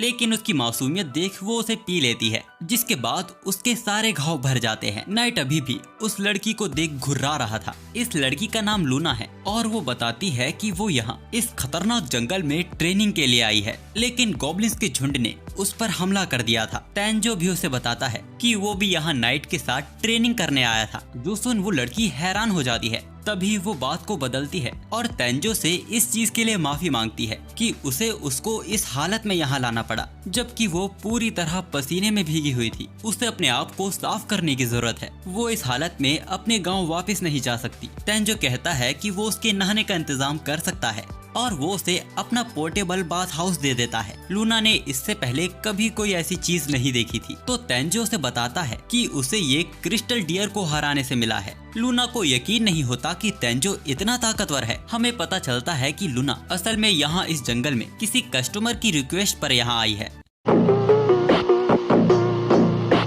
तभी वो कुछ सोचकर तेंजो के साथ इस जंगल में ट्रेनिंग करने की बात करती है। उसे अपने आप को किसी चीज के लिए तैयार करना है, जिसके लिए उसे तेंजो के एक्सपीरियंस की जरूरत है। तेंजो भी मान जाता है, वरना ये लड़की अकेले ही इस खतरनाक जंगल में ट्रेनिंग करती रहेगी और उसे उसकी चिंता लगी रहेगी। तेंजो का हाँ सुन वो इतनी खुश हो जाती है कि वो पर्दे से बाहर ही निकलने लगती है। वो उसे अंदर जाने को कहता है, लेकिन लूना का मानना था कि अब वो दोनों साथ ट्रेनिंग करने वाले हैं, तो उनके बीच ऐसे मोमेंट्स तो बनते रहेंगे। अब अगले दिन से वो तीनों लगातार कुछ दिनों तक ट्रेनिंग करते रहते हैं। इस बीच तेंजो ने लूना को बहुत कुछ सिखाया और उसने भी लूना से बहुत कुछ सीखा और अब लूना इतनी ताकतवर हो चुकी है कि अब वो गॉब्लिन जनरल का आसानी से सामना कर सकती है। लेकिन उनका सफर बस इन्हीं कुछ दिनों का था। स्कूल ट्रिप की वजह से तेंजो यहाँ कुछ दिन वापस नहीं आ पाएगा और वो ये बात लूना को समझा भी नहीं सकता। लूना दुखी तो हो गई थी, लेकिन उसे इस बात का एहसास पहले से ही था कि एक दिन तो ये दिन भी आना था। इसीलिए आज वो शाम तक लेट ट्रेनिंग करते हैं और इसके बाद बाथ लेते हैं। पर आज लूना ने तेंजो को पहले भेजा है। अक्सर तो वो पहले बाथ लिया करती थी। तभी हम देखते हैं कि लूना भी उस बाथ हाउस में घुस आती है। तेंजो वहाँ से भागने की कोशिश कर रहा था, लेकिन लूना उसे जाने नहीं देती। आज वो आखिरी बार एक साथ हैं, इसीलिए आज वो तेंजो के साथ नहाना चाहती है। ये उसके थैंक्स करने का तरीका है। जो भी तेंजो ने उसे सिखाया है वो उसके लिए उसकी शुक्रगुजार है। उसके साथ बिताए ये कुछ दिन लूना के लिए बहुत ही खास है। वो तेंजो की पीठ की मसाज करने वाली थी, लेकिन उसका टॉवल नीचे गिर जाता है, जिसका उसे एहसास भी नहीं हुआ था। तेंजो उसे बताता है, जिसके बाद वो शर्मा जाती है। वो उन्हें उनकी आंखें बंद करने को कहती है। इसके बाद हमें सीधा तेंजो को बस में दिखाया जाता है, जहां वो लोग कार्ड्स खेलते हुए कैंप की ओर जा रहे थे। इस कार्ड्स गेम में तेंजो लगातार 5 बार जीत चुका था। ऐसा शायद उसके लक पॉइंट ज्यादा होने की वजह से हो रहा होगा। खैर, तेंजो कल पूरी रात ठीक से सो नहीं पाया था, इसीलिए वो बस में ही छोटी नींद लेने का सोचता है। वैसे कल रात जो उसके साथ हुआ था, क्या उसके पीछे उसके लक पॉइंट्स का कारण था? अब डेस्टिनेशन तक पहुंचने के बाद तेंजो के क्लासमेट उसे उठा देते हैं। उनकी स्टडी ट्रिप के लिए बहुत बड़ी बिल्डिंग चूज की गई थी, जिसके पीछे बहुत बड़ा जंगल है। इन्हें इस स्टडी ट्रिप में यहाँ 2 दिन 1 रात रुकना होगा, जिसमें उन्हें अपने खाने का इंतजाम खुद ही करना होगा। पर उससे पहले उन्हें सभी फूड आइटम्स को अपने टीचर से चेक करवाना होगा, ताकि कोई भी स्टूडेंट जहरीला खाना न खा ले। लेकिन फिर भी अगर ये नौबत आ जाती है तो इलाज के लिए उनके पास डॉक्टर भी है। आधे बच्चे तो उनको देखकर ही डर जाते हैं। अकीरा तो पहले ही हार मान लेता है। जो सुन सबादा मैडम गुस्सा हो जाती है, क्योंकि ये बस ट्रिप ही नहीं, अदर क्लासेस के बीच हो रहा कंपटीशन भी है, जिसमें जीतने वाली क्लास की टीचर को बोनस मिलेगा। इसीलिए सभी स्टूडेंट्स को उनके लिए मेहनत करनी होगी। लेकिन स्टूडेंट्स को झटका तो तब लगा जब उन्हें ये पता चला कि बिल्डिंग में तो सिर्फ टीचर्स रहने वाले हैं। स्टूडेंट्स को अपना बसेरा जंगल में ही बनाना होगा। अकीरा अपनी टीम को परेशान होने से मना करता है, क्योंकि वो एक्सपीरियंस बंदा है। वो इन सभी कामों में एक्सपर्ट है, लेकिन उसकी बातों को कोई सीरियसली नहीं लेता। वो सब आपस में ही काम बांट लेते हैं। तेंजो और कायदे मछलियाँ पकड़ने जाएंगे एंड अकीरा और रीन यहाँ फल और मशरूम इकट्ठा करेंगे। लेकिन जिस जगह उन्हें फिशिंग करनी थी वो जगह पहले से ही भरी हुई थी। यहाँ रियो ने भी अपना अड्डा दबोच लिया था, पर तेंजो के थोड़ा फोकस करने से वो यहाँ एक अच्छी जगह ढूंढ लेता है, जहाँ मछलियाँ तो बहुत थी, लेकिन इस नदी का वाटर लेवल इतना नहीं है कि यहाँ फिशिंग की जा सके। तो तेंजो अपने स्लीव्स ऊपर करता है और नदी में कूद जाता है। लूना की सिखाई गई बातें उसके यहाँ काम आ रही थी। वो देखते ही देखते बाल्टियां भर मछलियां पकड़ लेता है। ये कारनामा देख सारे स्टूडेंट्स वहाँ हैरान हो गए थे। और यहाँ दूसरी दुनिया में हम लूना को देखते हैं। हमें पता चलता है कि लूना डार्क ग्रुप की हत्यारी है, जिस जिसने अब तक कई लोगों की जान ली है और अब वो अपने अगले मिशन की ओर बढ़ रही है। और यहाँ रीन भी हैरान थी कि तेंजो ने ये सब मछलियाँ अपने हाथों से पकड़ी है। तभी तेंजो की नजर अकीरा पर जाती है जो अधमरी हालत जैसा जमीन पर पड़ा हुआ था। असल में रीन ने उससे बहुत काम करवाया है, यहाँ तक कि उसने जहरीले मशरूम भी खाए और भालू का भी शिकार होते होते बचा है। तेंजो ये सुन उसके लिए परेशान होने लगता है। वो अपनी स्किल का यूज करके अकीरा का हेल्थ स्टेटस चेक करता है, लेकिन वो देखता है कि उसकी बॉडी तो एकदम नॉर्मल है। तेंजो को अपने लिए परेशान देख अकीरा को अच्छा लगता है। इसके बाद वो सब अपना लाया खाना इकट्ठा करते हैं। तेंजो अपने अप्राइजल से जहरीले खाने को आइडेंटिफाई कर लेता है और उन्हें हटा देता है, लेकिन अब तक उन्होंने ये तय नहीं किया है कि उन चारों में से खाना बनाएगा कौन है। वो लोग फूड चेकिंग के लिए बिल्डिंग में आ जाते हैं। वहाँ तेंजो की मुलाकात काउरी से होती है, जिसके बाद वो दोनों बातें करने लगते हैं। पर काउरी की टीम उसे बुला लेती है क्योंकि यहाँ उनका काम खत्म हो गया था। अब उसके जाने के बाद अकीरा तेंजो के पास आता है। उसे तेंजो से जलन हो रही थी क्योंकि तेंजो और काउरी अच्छे दोस्त थे और उसे भी प्रिंसेस काउरी का दोस्त बनना है। हमें पता चलता है कि चेयरमैन की बेटी होने की वजह से और उसका रहन सहन और पर्सनैलिटी भी बिल्कुल प्रिंसेस की तरह है, इसीलिए बहुत से स्टूडेंट काउरी को प्रिंसेस काउरी कहकर बुलाते हैं। वैसे सबादा मैडम भी तेंजो की टीम से बहुत खुश है क्योंकि उनकी क्लास की टीम का खाना सबसे हेल्दी है। इसका मतलब अगर इनकी क्लास अच्छा खाना भी बनाएगी तो वो अपने बोनस के और करीब पहुंच जाएंगी। वैसे वो पूछती हैं कि खाना बनाने कौन वाला है, जिस पर सबकी उंगलियां तेंजो की तरफ इशारा करती हैं। अब सबादा मैडम को भी अपने बोनस के लिए तेंजो से ही उम्मीद है, यानी तेंजो को मजबूरन खाना बनाना ही पड़ जाता है। वैसे उसका बनाया खाना स्वादिष्ट तो लग रहा था, सबने अपना पहला बाइट लिया ही था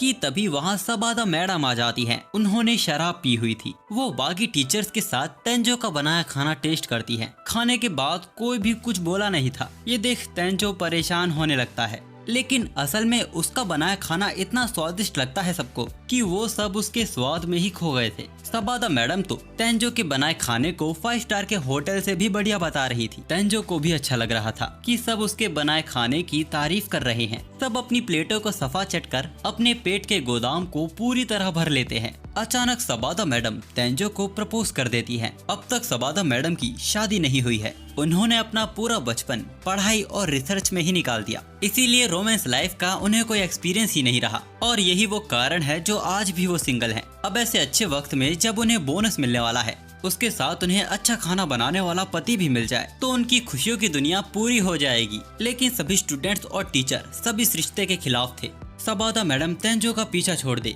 इसीलिए कायदे तेंजो की बुराइयां गिनवाने लगती है, जिसको तेंजो गलत समझ लेता है। पर मैडम किसी की बातों पर ध्यान ही नहीं देती। सब उन्हें रोकने की कोशिश कर रहे थे। सबादा मैडम को ये अच्छा नहीं लगता कि सब लोग उनके प्यार को एक नहीं होने दे रहे।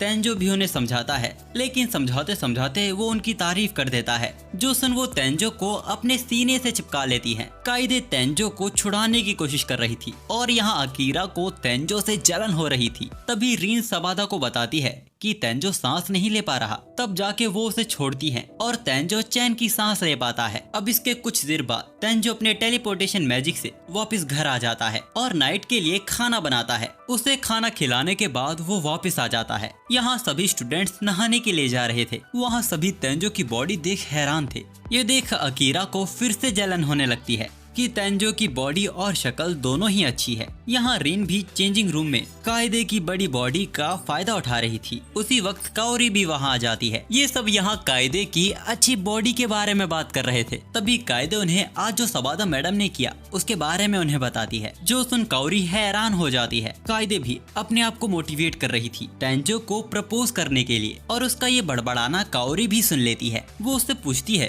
कि क्या वो तेंजो को पसंद करती है, जिस पर वो साफ इनकार कर ये कहती है कि वो यहाँ किसी और की बात कर रही थी। वैसे काउरी भी इनसिक्योर फील कर रही थी, कहीं तेंजो को कायदे जैसी बॉडी वाली लड़कियां तो नहीं पसंद। अब इसके अगले दिन जब सभी स्टूडेंट्स अपने टेंट से सोकर बाहर निकलते हैं तो वो देखते हैं कि यहाँ तो किसी ने तबाही मचाई हुई है। सिवाय तेंजो की टीम के सभी का सामान तहस नहस हो गया था। यहाँ अकीरा ने भी ऐसा कुछ देख लिया था जो अब उसके पसीने छूट रहे थे। हम देखते हैं कि वहाँ किसी बड़े जानवर के पैर का निशान है। ये सब फिर से जंगल में फल मशरूम इकट्ठा करने आए थे। वहाँ भी अकीरा को एक पेड़ पर बड़े बड़े पंजों के निशान देखने को मिलते हैं। तेंजो को भी अकीरा की वो बात याद आई थी कि उस पर एक भालू ने हमला किया था तभी लड़कियों के सामने वो बड़ा भालू आ जाता है, जिससे जान बचाकर वो लोग कैंप की ओर भागने लगते हैं। इस वजह से वहाँ कई टेंट तबाह हो गए थे, लेकिन इसके बावजूद उसने उनका पीछा नहीं छोड़ा था। तभी सबाता मैडम उन्हें एक बेंच के पीछे बुलाती है,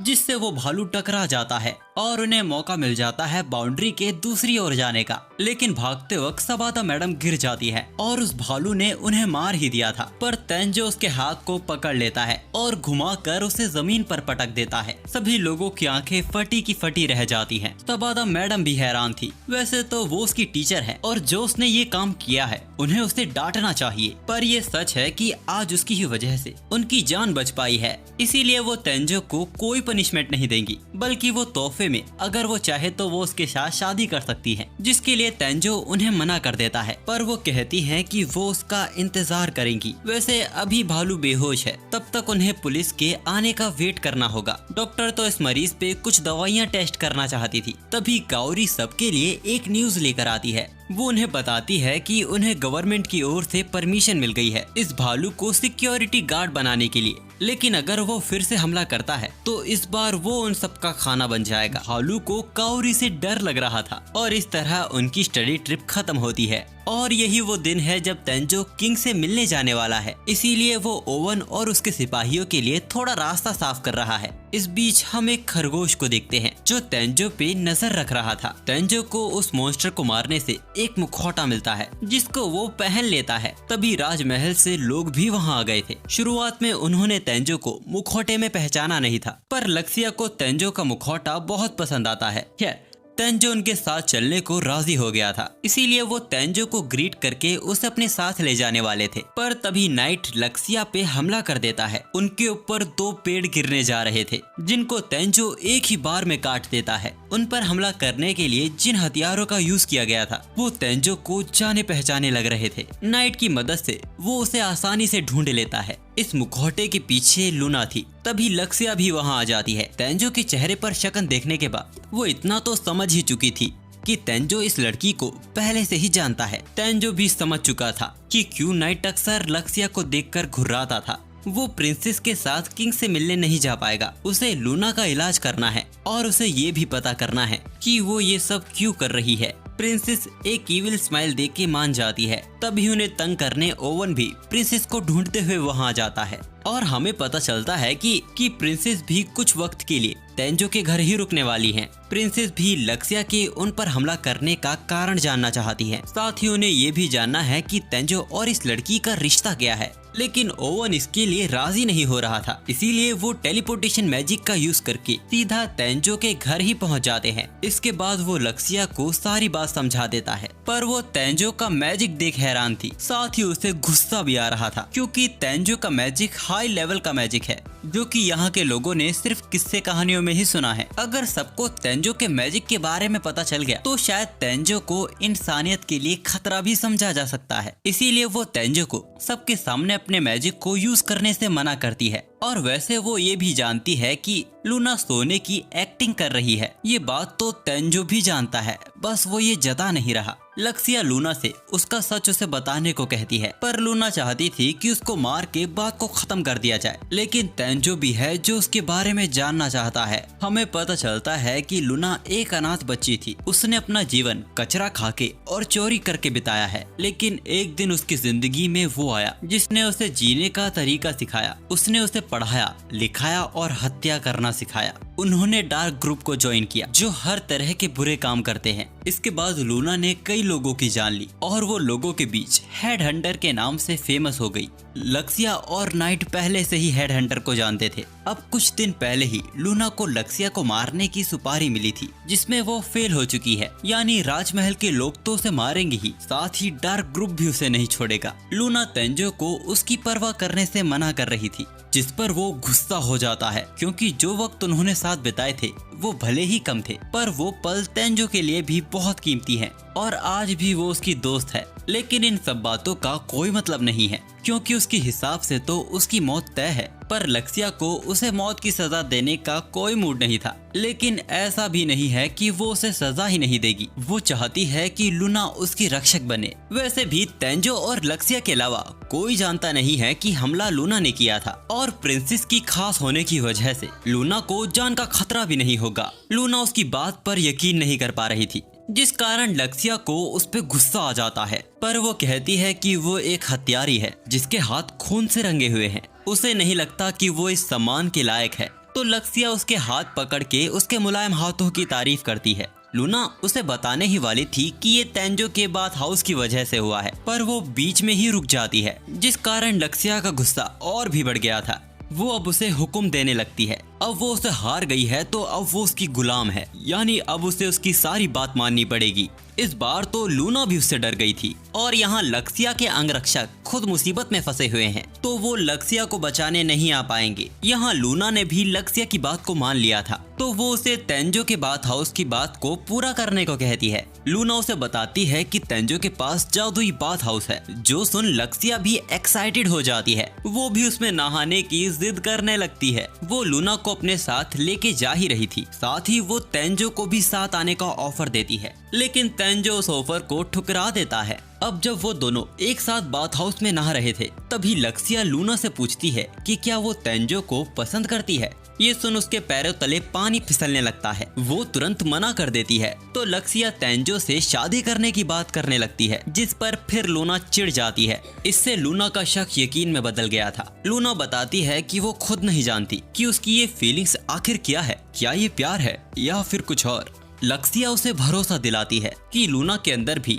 उसी की तरह तेंजो के लिए प्यार भरा हुआ है, यानी उनके बीच जंग होगी तेंजो को पाने के लिए। लूना भी चैलेंज को एक्सेप्ट कर लेती है। अब बाथ हाउस से आने के बाद लूना खाना बनाने की जिद करने लगती है, पर उसे तो चाकू पकड़ना भी ठीक से नहीं आता। उल्टा उसकी जिद में उन दोनों की जान जाते जाते बची है। आखिर में तेंजो ही खाना बनाता है, जो कि दोनों को बहुत पसंद आता है। उसके खाने की तारीफ करते हुए लक्ष्या तेंजो से चिपकने लगती है, जो देख लूना को जलन होने लगती है। वो तेंजो को उसे खाना खिलाने को कहती है, क्योंकि अब तक उसके घाव ठीक से भरे नहीं है। तेंजो उसे खाना खिलाता है, क्योंकि चोट भी उसकी वजह से ही आई थी। ये देख लक्ष्या को गुस्सा आता है। वो तेंजो को उसे भी खाना खिलाने को कहती है। अब प्रिंसेस होने के नाते वो उसकी बात को टाल भी नहीं सकता। अब इसके बाद वो दोनों तेंजो को जबरन खिलाने लगते हैं, और आखिर में लूना और लक्ष्या एक साथ एक बेड पर सो जाते हैं, और अपना तेंजो अलग बाहर सोता है। अब सुबह होते ही वो प्रिंसेस और लूना के साथ जंगल से बाहर आ जाता है, जहां ओवन उनका इंतजार कर रहा था। अब जब वहां ओवन तेंजो से इस नई लड़की के बारे में पूछता है, तब गलती से लक्ष्या उन्हें ये भी बता देती है कि लूना ने उसे मारने की कोशिश की थी, जिसके बाद उसकी गर्दन पर चारों ओर से तलवार तान दी जाती है। लक्ष्या उन्हें रोकती है और समझाती है कि अगर लूना को उसे मारना ही होता तो वो कल रात भी उसे मार सकती थी, जब वो एक साथ सोए थे। ये सुन ओवन हैरान हो जाता है। अब पूरी बात जानने के बाद ओवन कुछ देर के लिए अपनी तलवार को नीचे करवा देता है, लेकिन अभी भी उसे उस पर पूरा यकीन नहीं है। वैसे तभी तेंजो उन्हें बताता है कि वो आज उनके साथ राजमहल नहीं आ पाएगा। ये सुन ओवन को झटका लगता है, क्योंकि किंग तेंजो से मिलने का इंतजार कर रहे हैं। लेकिन कल अगर ये सब ना हुआ होता तो वो कल ही उनके साथ चला जाता, लेकिन आज उसे स्कूल जाना है। पर वो यहाँ बताता है कि उसे जरूरी काम है। ओवन भी इसमें कुछ नहीं कर सकता था, इसीलिए वो तेंजो को राजमहल का रास्ता दिखा देता है। और इसके बाद तेंजो को अलविदा कर लूना भी राजमहल की ओर उनके साथ जा रही थी, लेकिन अचानक वो अपना घोड़ा रोक देती है और उससे उतर के तेंजो की ओर तेजी से आने लगती है। उसने तेंजो के गाल पे किस किया था। अब तक तेंजो ने जो उसके लिए इतना कुछ किया है, वो उसे थैंक्स कहकर जंग का ऐलान कर देती है। लक्ष्या भी बग्गी को रुकवा कर तेंजो को पप्पी देना चाहती थी, पर ओवन उसकी बात को अनसुनी कर देता है। अब उनके जाने के बाद तेंजो फ्रेश होने के लिए नदी में नहाता है। वो नहाते वक्त लूना की उस बात के बारे में ही सोच रहा था कि वो कौन सी जंग की बात कर रही थी। तभी तेंजो नोटिस करता है कि एक पिग भी उनके साथ नहा रहा है। अब गेम सेटिंग से उसे पता चलता है कि ये उसका नया पेट है। वैसे अब तक ये पिग इससे अनजान था, लेकिन पता होने के बाद भी इसे फर्क नहीं पड़ता। अप्राइजल से हमें पता चलता है कि ये पिग बहुत ताकतवर है और ये रिकवरी स्किल का भी यूज कर सकता है। तेंजो उसे अकात्सुकी नाम देता है। लेकिन इन सब में वो इतना मगन हो गया था कि वो भूल गया था कि वो स्कूल के लिए लेट हो रहा है। किसी तरह वो वक्त पर स्कूल पहुंच जाता है। क्लास में हमें पता चलता है कि स्कूल में बहुत जल्द क्लास कंपटीशन इवेंट होने वाला है, जिसमें अगर उनकी क्लास अच्छा परफॉर्म करेगी तो सबादा मैडम को फिर से बोनस मिलेगा। इसीलिए वो सभी को मेहनत करने को कहती है। आज सबसे पहले उन्हें बॉल कंपटीशन के लिए ट्रेन किया जा रहा है। इसके लिए उनकी क्लास को 2 टीमों में बांट दिया गया था। तेंजो अपनी टीम का गोलकीपर बना है, क्योंकि अब तक उसे इस गेम के रूल्स नहीं पता। गेम की शुरुआत से ही पूरा गेम रयू की ओर झुका हुआ था और रयू की मदद करने के लिए रिन कायदे को उछलने को कहती है, जिससे सभी स्टूडेंट्स और एनिएक्स डिस्ट्रैक्ट हो गए थे।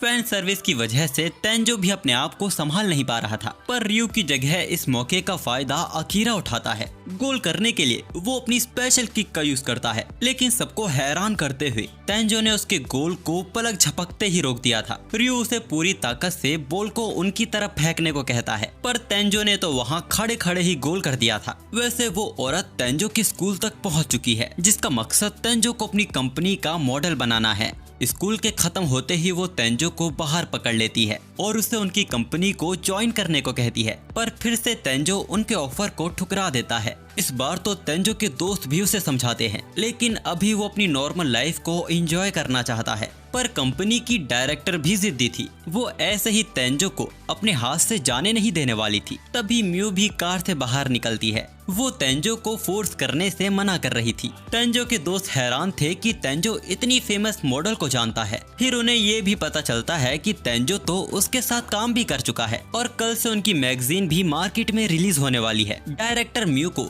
तेंजो को समझाने को कहती है। तभी स्कूल काउंसिल काउरी वहाँ आती है, जिसका स्कूल इवेंट का पोस्टर उड़कर वहाँ आ गया था। तेंजो उसे वापस दे रहा था, पर डायरेक्टर उसे छीन लेती है और पढ़ने के बाद फैसला करती है कि वो ओश एकेडमी के कंपटीशन का शूट करेगी, जिसमें वो तेंजो की फोटो खींचकर पब्लिशर को बेच सकते हैं। इससे उनका भी काम हो जाएगा और तेंजो को भी इंडस्ट्री में आना नहीं पड़ेगा। वो लोग चेयरमैन से बात करने स्कूल के अंदर चले जाते हैं। इसके बाद तेंजो वापस दूसरी दुनिया में आकर मॉन्स्टर्स को हंट करने लगता है, लेकिन न जाने क्यों उसे ऐसा एहसास हो रहा है कि वो जितना ताकतवर है उसे उससे ज्यादा ताकतवर होना होगा। तेंजो जंगल के और गहराई में जाता है। वहाँ के पेड़ बाकियों से अजीब और बेहद ही कठोर थे। यहाँ तेंजो को कुछ गड़बड़ लग रही थी। तभी उसके सामने एक बड़ा सा पिग आता है, जिसको तेंजो अकात्सुकी समझ रहा था, लेकिन उसके एक ही हमले में उसकी गलतफहमी दूर कर दी जाती है। तेंजो की हालत खराब हो गई थी। इस मॉन्स्टर का लेवल भले ही 10 था, पर इसका अटैक बहुत ही ताकतवर था। तेंजो अपनी ग्रीन बोतल को पी पाता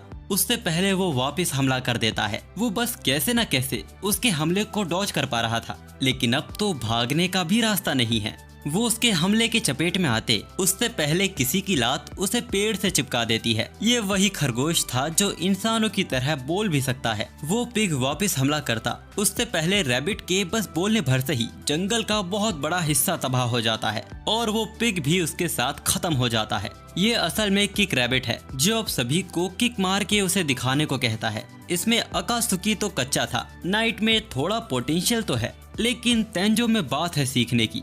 इसके बाद वो अपनी किक मार के सबको दिखाता है। उसने हवा में लात चलाई थी, फिर भी इसके बावजूद वहाँ कई पेड़ों में छेद हो जाते हैं। ऐसा ही वो तेंजो को करने को कहता है। शुरू में तो उससे कुछ भी नहीं हुआ था, पर कुछ मौकों के बाद वो एक पेड़ को गिरा देता है। अब इसके बाद वो खुद तेंजो से लड़ना चाहता था। वो उसे बिना कोई मौका दिए उस पर टूट पड़ता है। यहाँ किक रैबिट तेंजो को ट्रेन कर रहा है ताकि उसकी जगह वो डिवाइन की जगह ले सके। डिवाइन वो योद्धा होते हैं जो अपनी स्किल में महारत हासिल कर लेते हैं और उनका काम दुनिया को काली ताकतों से बचाना है। इसीलिए वो साथ ही वो काबिल योद्धाओं को ढूंढते हैं जिनको वो अपनी तकनीक सिखा सकते हैं ताकि वो उनकी जगह ले सके। पर तेंजो चाहे तो वो इनकार भी कर सकता है, पर अगर भविष्य में बुराई और अच्छाई के बीच जंग छिड़ी तब उन्हें तेंजो और उसके जैसे और योद्धाओं की जरूरत पड़ेगी जो दुश्मनों को खत्म करते हुए लोगों को किल कर लेते हैं और उनका काम दुनिया को काली ताकतों से बचाना है। इसीलिए वो साथ ही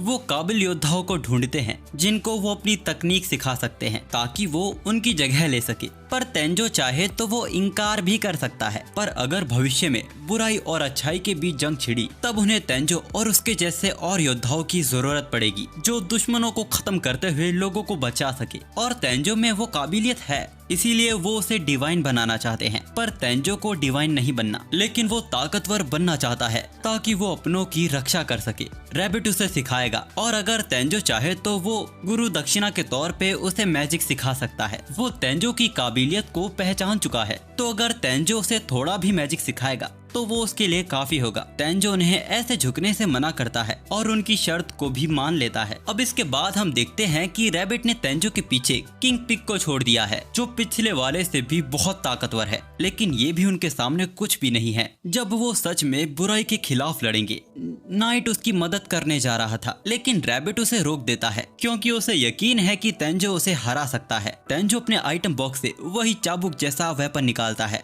और उस मॉन्स्टर को पकड़ के भाले से खत्म कर देता है, जिसके बाद वो खुद भी गिर गया था। रैबिट थोड़ा डिसअपॉइंट था क्योंकि वो चाहता था कि तेंजो उसे लाश से खत्म करे। इस बार तेंजो को एसएस रैंक के रिवॉर्ड्स मिलते हैं। ये सिंबल मॉन्स्टर की ताकत को दर्शाता है। इनसे ऊपर ट्रिपल एस रैंक के होते हैं और उनसे भी ऊपर एक्स रैंक के होते हैं, लेकिन भविष्य में जिनका उनसे सामना होगा वो सबसे ताकतवर एल रैंक के हैं। उनका अकेले सामना करने की सोच रखना बहुत बड़ी बेवकूफी है। वैसे इस मॉन्स्टर को मारने के बाद तेंजो का इवोल्यूशन शुरू हो जाता है, लेकिन इस बार बाहरी रूप से उसमें कोई बदलाव नहीं आए थे, पर वो पहले से और भी ताकतवर हो गया है। अब रैबिट उन्हें आराम करने को कहकर वहाँ से चला जाता है। कंपटीशन का दिन भी आ चुका था और एजेंसी की टीम भी तैयार थी तेंजो की फोटो क्लिक करने के लिए। टेबल टेनिस के पहले मैच में तेंजो का सामना उनके स्कूल के टेबल टेनिस चैंपियन से होता है, जो इस गेम में नेशनल टूर्नामेंट का चैंपियन रह चुका है। उसका पहला सर्व तेंजो प्रिडिक्ट भी नहीं कर पाता, लेकिन जब तेंजो हिट करता है तो उसकी ताकत से टेबल में होल ही हो जाता है, जो देख तेंजो हार मान के वहाँ से निकल जाता है।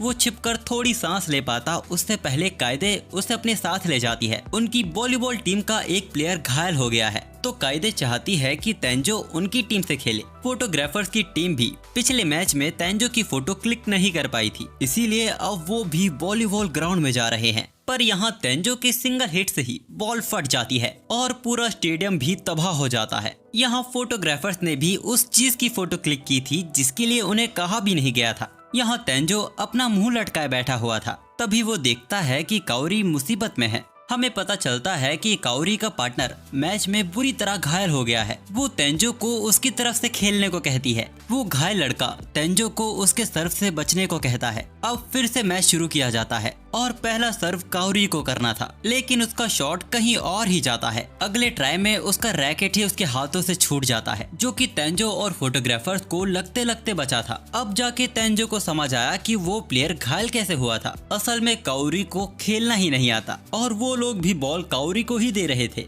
लेकिन अब तेंजो काओरी को मौका न देकर सभी बॉल्स को खुद हिट कर रहा था। जीतने के लिए बस लास्ट शॉट बाकी था और वो हिट भी काओरी की तरफ ही आ रहा था। वो उसे हिट करती है पर बल्ला हाथ से छूट जाता है, पर तेंजो उसको भी हिट करके मैच को जिता देता है। काओरी डिसबैलेंस होकर गिरने वाली थी, लेकिन तेंजो ने उसे वक्त पर पकड़ लिया था और उस मोमेंट को फोटोग्राफर्स कैप्चर कर लेते हैं। स्कूल खत्म होने के बाद बाहर काओरी तेंजो का इंतजार कर रही थी। वो आज तेंजो के साथ जाना चाहती है। उसका मन तेंजो को ट्रीट देने का था ताकि वो आज के लिए उसे थैंक्स कह सके, पर तेंजो को ये सब नहीं चाहिए था। उसका उसके साथ होना ही उसे खुशी देता है। ये सुन काओरी शर्म से एक जगह ही ठहर जाती है। वो तेंजो को अपनी आंखें बंद करने को कहती है। तेंजो एक खूबसूरत सुगंध को महसूस कर पा रहा था। वैसे काओरी को जो करना था वो कर चुकी थी और तेंजो को पता भी नहीं चला असल में उसने तेंजो को किस किया था। और दूसरी दुनिया में हम रैबिट को देखते हैं, जो एक लड़की का सामना कर रहा था। उसे हराने के लिए वो मैजिक का यूज करता है।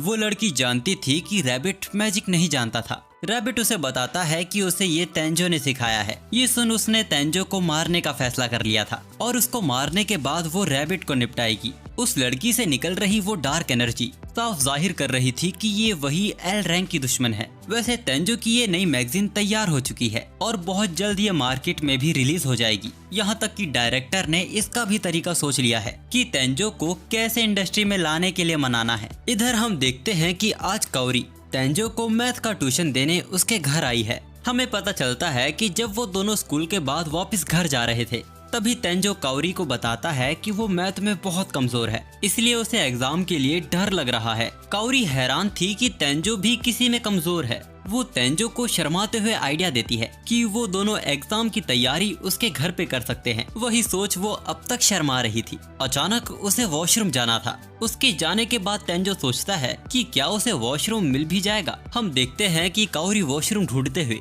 उस कमरे में आ गई है जहाँ दूसरी दुनिया का दरवाजा है। वो अंदर जाती उससे पहले तेंजो वहाँ आ जाता है। अब छिपाने से कोई फायदा नहीं था, इसीलिए वो काओरी को इस दरवाजे की सारी सच्चाई बता देता है और बताता है कि वो मैजिक भी यूज कर सकता है, जो कि उसने वहीं से सीखा था और इसकी ही मदद से उसने उन्हें मॉल में बचाया था। तेंजो काओरी का हाथ पकड़ के उसे दूसरी दुनिया में ले आता है। उसने उसे नाइट और आकाशुकी की भी सच्चाई बता दी थी। वैसे अब काओरी भी यहाँ डिजिटल स्क्रीन को देख पा रही थी। तेंजो के मुकाबले उसका स्टेटस अच्छा था जब वो यहाँ पहली बार आया था। काओरी को उसकी बात कुछ समझ नहीं आ रही थी। तेंजो उसे बताता है कि इस दुनिया में आने के बाद ही उसका वजन कम हो गया और उसकी बॉडी शेप में आ गई। साफ तौर पे कहा जाए तो वो सबको चीट कर रहा है, क्योंकि कोई उसकी सच्चाई नहीं जानता, इसीलिए सब उसे पसंद करते हैं। काओरी इस दुनिया को एक्सप्लोर करना चाहती थी, पर तेंजो को उसे मना करना पड़ता है, क्योंकि फैंस की बाहर की दुनिया बहुत ही खतरनाक है। वो कहता है कि वो उसे फिर कभी लेके जाएगा, पर ऐसे नहीं, काओरी को वादा चाहिए था। तेंजो उसे वादा भी दे देता है और उसे इस दुनिया के बारे में किसी और को बताने से मना करता है। वो एक्साइटेड होकर कहती है कि ये उन दोनों के बीच का सीक्रेट ही रहेगा। वैसे तेंजो ने उसके साथ अपना सीक्रेट शेयर किया है, कहीं इसीलिए तो नहीं कि तेंजो उसे पसंद करता है। वो ऐसे ही मन में ख्याली पुलाव बना रही थी। इधर लक्ष्या भी राजमहल वापस पहुंच चुकी थी। किंग को ये बात पसंद नहीं आती कि तेंजो इस बार भी उनके साथ नहीं आया। ओवन उन्हें बताता है कि वहाँ सिचुएशन थोड़ी खराब हो गई थी। किंग को शक था कि इन सब के पीछे ये लड़की कारण है, तो लूना शान से उन्हें सब सच बता देती है। ये सुनते ही किंग अपनी तलवार उठा लेते हैं और तेजी से लूना पर हमला कर देते हैं, लेकिन उसके करीब आते ही वो रुक गए थे। ये ड्विकिल की तलवार है, जिसको अगर कोई रोकता है तो ये तलवार उसके 2 हिस्से कर देती है। इसीलिए लूना ने किंग के हाथों को रोका था। तभी लक्ष्या किंग को डांटती है और बोलती है कि अगर उन्होंने उसकी लूना को कुछ भी किया तो वो उनसे नफरत करने लगेगी। ये सुन किंग डर जाते हैं और अपने कदम पीछे कर लेते हैं और लूना से लक्ष्या का ख्याल रखने को कहते हैं और इन धागों को भी खोलने को कहते हैं। अब इसके बाद किंग मुंह लटकाए अपने कमरे में बैठ गए थे। वहाँ ओवन किंग को बताता है कि लूना डार्क ग्रुप की हेड हंटर है। ये सुन उन्हें झटका लगता है, क्योंकि वो खुद भी जानते थे कि हेड हंटर कितनी खतरनाक है। ओवन बताता है कि तेंजो ने उसे पकड़ा था और गलती से वो ये भी बता देता है कि लक्ष्या उसके घर एक रात रुकी थी। ये सुनते ही उनका गुस्सा 10 गुना हो गया था। उनके मन में गलत से गलत ख्याल आ रहे थे। ओवन उन्हें समझाने की कोशिश करता है, लेकिन वो आउट ऑफ कंट्रोल हो चुके थे। इधर हम उसी आदमी को देखते हैं जिसने हेड हंटर को लक्ष्या की सुपारी दी थी।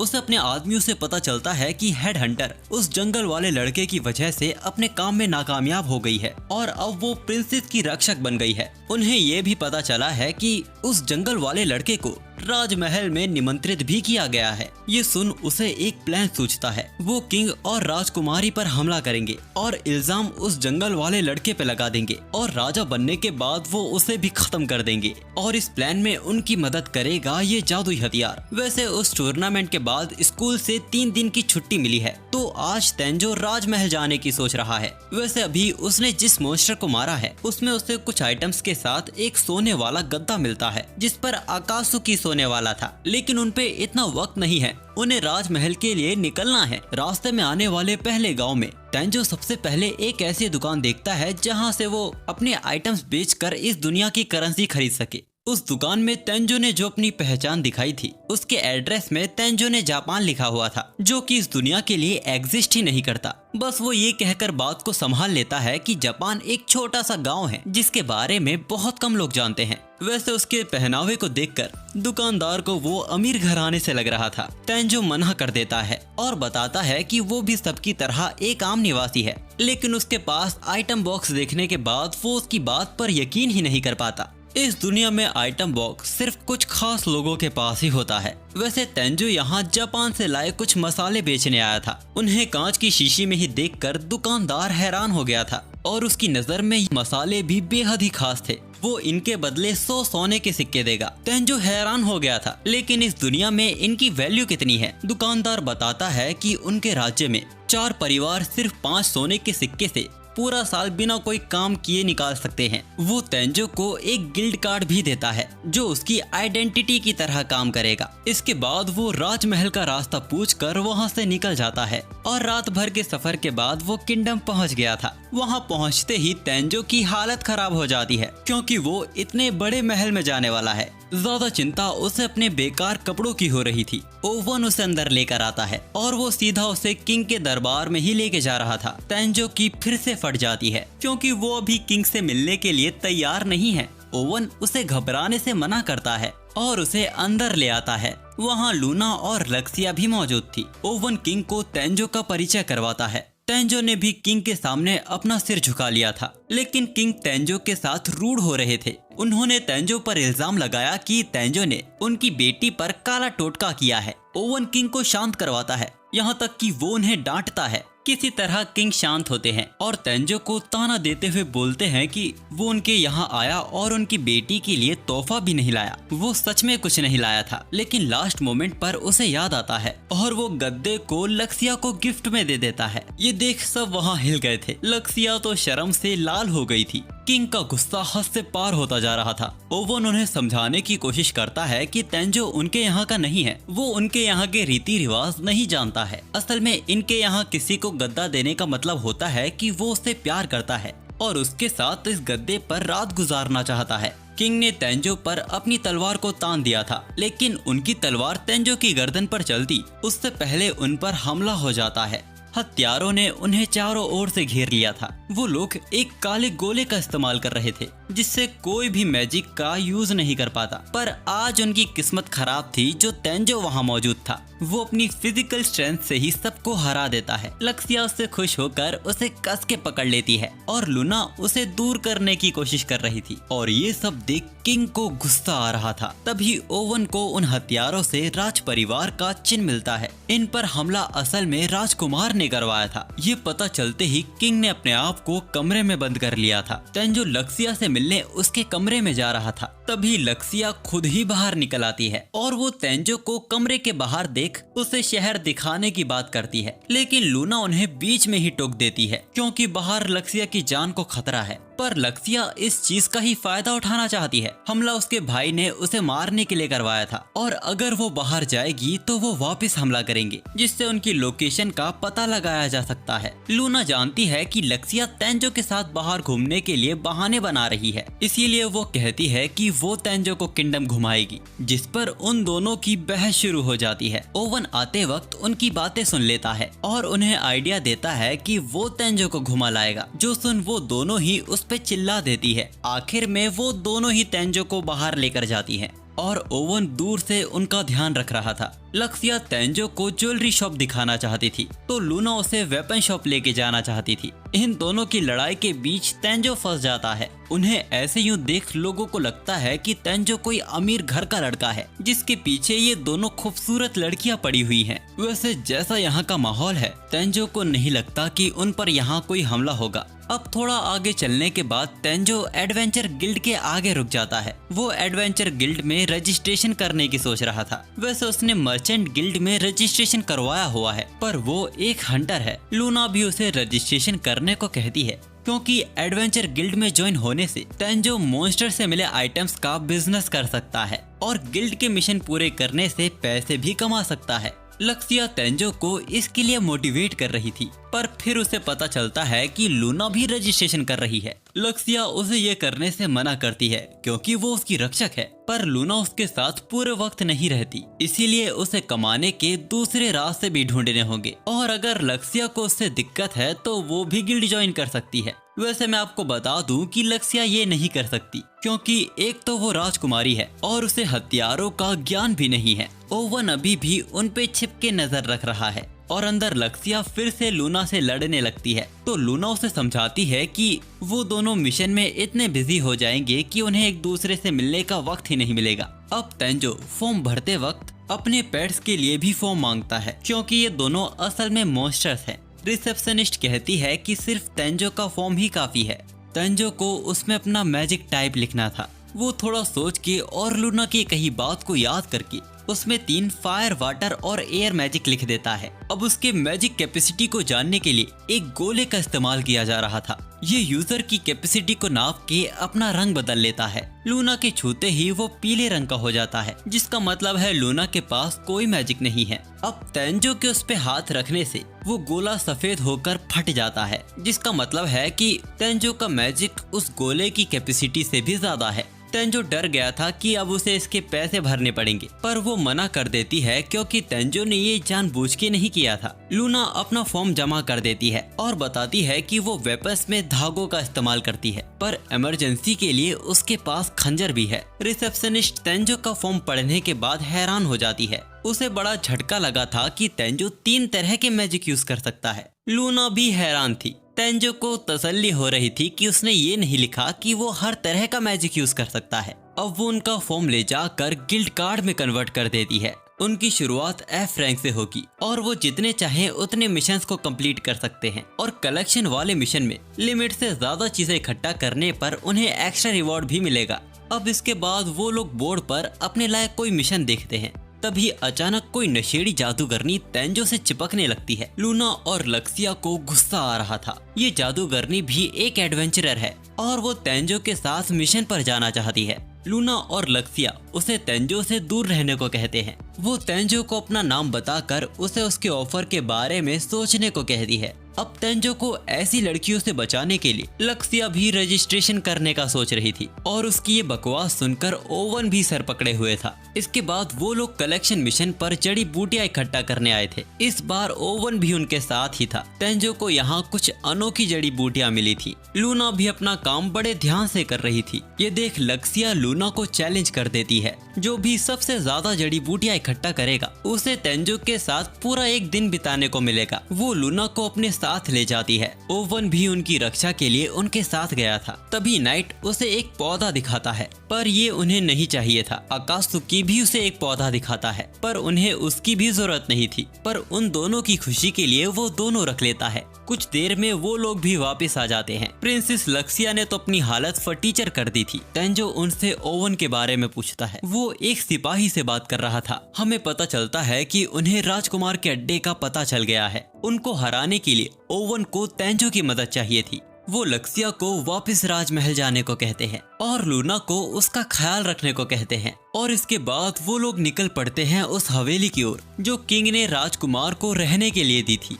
ओवन उसे बताता है कि कुछ सिपाहियों ने राजकुमार को बंदी बना लिया है। अब जब वो वहाँ पहुँचते हैं तो वहाँ बहुत ही शांति थी। दरवाजा खोलते ही उनके एक सिपाही पे हमला हो जाता है। हम देखते हैं कि राजकुमार अपने आप को बचाने के लिए एक सिपाही को कवच की तरह इस्तेमाल कर रहे हैं। तेंजो उसके ऊपर नाइट छोड़ देता है। नाइट उन दोनों को अलग कर देता है। इसके बाद राजकुमार को चारों ओर से घेर लिया जाता है, पर वो सरेंडर करने को राजी ही नहीं थे। वो सभी को अपनी जान लेने की धमकी देते हैं, पर उन्हें यकीन था कि इसका कोई फायदा नहीं था। उनका सोचना था कि उनके मरने से सबको खुशी ही होगी। उसको देख तेंजो को अपना बीता कल याद आ गया था। वो अगले ही पल राजकुमार के करीब आ जाता है। वो तेंजो पे हमला करते हैं, पर तेंजो उनके हमले को डॉज कर लेता है और नाइट की वजह से वो नीचे गिर जाते हैं। इसके बाद वो राजकुमार को बंदी बनाने ही वाले थे, पर तभी वहाँ बड़ा तूफान आ जाता है। हम उसी लड़की को देखते हैं जिसका सामना रैबिट से हुआ था। अब तक राजकुमार उसके लिए ही काम कर रहे थे। उन्हें लगा कि वो उसे बचाने आई है, लेकिन उसके हारने के बाद वो भी उसके काम का नहीं रहा। अब जाके राजकुमार को समझ आया कि वो उसे किंग इसीलिए बनाना चाहती थी ताकि वो उसका इस्तेमाल कर सके, लेकिन ऐसा नहीं था। वो राजकुमार को इसीलिए किंग बनवाना चाहती थी ताकि वो कई देशों में लड़ाई करवा सके। उसे लाशों का ढेर देखना था, पर अब वो राजकुमार को मारने वाली है। ओवन उसे रोकने के लिए आगे बढ़ रहा था, लेकिन तभी कोई तीर बाहर से अंदर आता है जिससे उसका निशाना भी चूक गया था। अब वो पूरे कमरे में हमला करने लगती है। यहाँ तक कि बाहर से जो तीर आया था वो भी उसने ही किया था। वो अपने इंसानियत को खत्म करने के मकसद को इन्हें मार के अंजाम देने वाली है। तेंजो अपने मैजिक से उसके हमले को रोक देता है। वो लड़की उससे पूछती है कि क्या वही तेंजो है। तेंजो को हराने के लिए उसे डार्क एनर्जी का यूज करना होगा, पर अभी थके होने की वजह से वो उसका यूज नहीं कर सकती, इसीलिए अभी तो वो जा रही है। लेकिन वो वापस जरूर लौटेगी। ओवन उसे रोकने की कोशिश करता है पर उसका एक तीर ही उसके लिए काफी था। तेंजो तो बस उसे जाते हुए बस देखता ही रह जाता है। ओवन उसे रोकने की कोशिश करता है पर उसका एक तीर ही उसके लिए काफी था। तेंजो तो बस उसे जाते हुए बस देखता ही रह जाता है। इसके बाद वो अपना लटकाया हुआ चेहरा लेकर वापस आ जाता है। उसने लूना और लक्सिया को सब बता दिया था। तभी ओवन उन्हें दरबार में लाने के लिए आता है जहाँ राजकुमार की सजा तय होने वाली थी। हम देखते हैं कि वहाँ राजकुमार का जबरदस्ती मुखौटा उतारा जा रहा है। हम देखते हैं कि उनके चेहरे से लेके शरीर पर छिलने के निशान थे।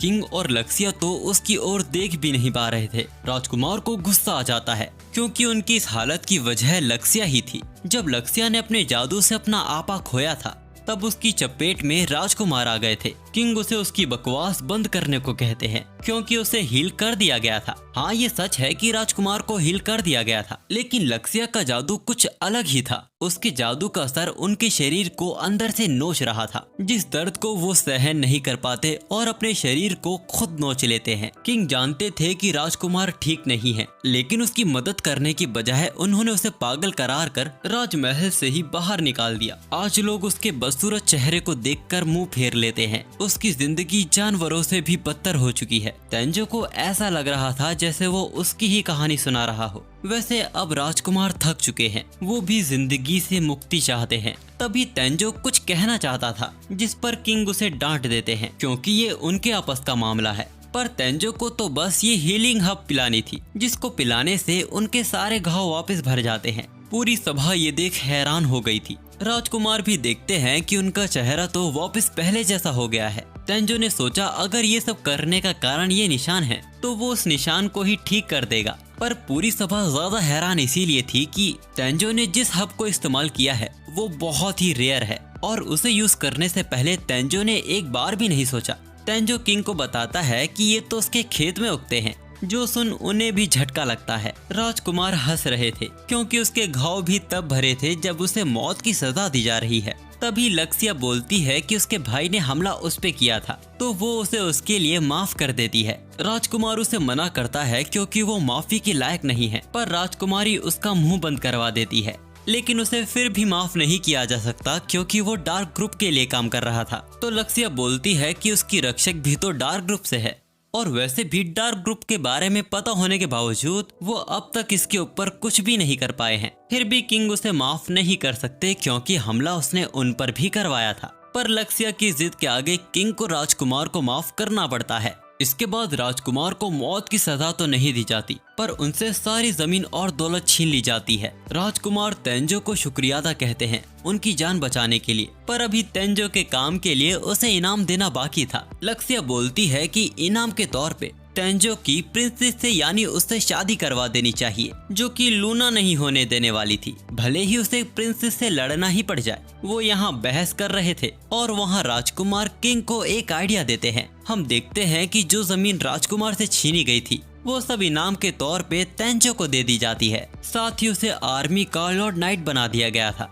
अब इन सब के बाद तेंजो अपने कमरे में आके सो जाता है, लेकिन वो लड़की सपने में भी तेंजो को सोने नहीं देती। अब स्कूल खत्म होते ही वो जल्दी में वापस घर लौट रहा था। रास्ते में काउरी उससे उसके घर वापस एक साथ पढ़ाई करने को पूछती है, पर आज उसके पास इतना भी वक्त नहीं है कि वो रुककर जवाब दे दे। उसे राजकुमार से पता चला था कि वो लड़की बहुत ही ताकतवर और मिस्टीरियस है। राजकुमार उससे डार्क ग्रुप के जरिए मिले थे और इसके अलावा वो उसके बारे में कुछ भी नहीं जानते। तेंजो को उस लड़की की वो बातें भी याद है कि वो डार्क एनर्जी की बात कर रही थी, इसीलिए तेंजो उसका सामना करने के लिए अपने आप को तैयार कर रहा है। लेकिन तभी उन पर पीछे से हमला हो जाता है। वो लड़की वापस आ गई थी। तेंजो से उसकी पहचान बताने को कहता है और उस पे हमला करने का उससे कारण पूछता है। वो तेंजो को मारना चाहती है क्योंकि उसे लगता है कि तेंजो उसके बदले के बीच आ सकता है। वहाँ तेज हवाएं चलने लगती हैं। तेंजो इनविजिबल कारपेट को अकासुकी को पहना देता है। तेंजो समझ चुका था उसके सवालों के जवाब उसे हराने के बाद ही मिलेंगे।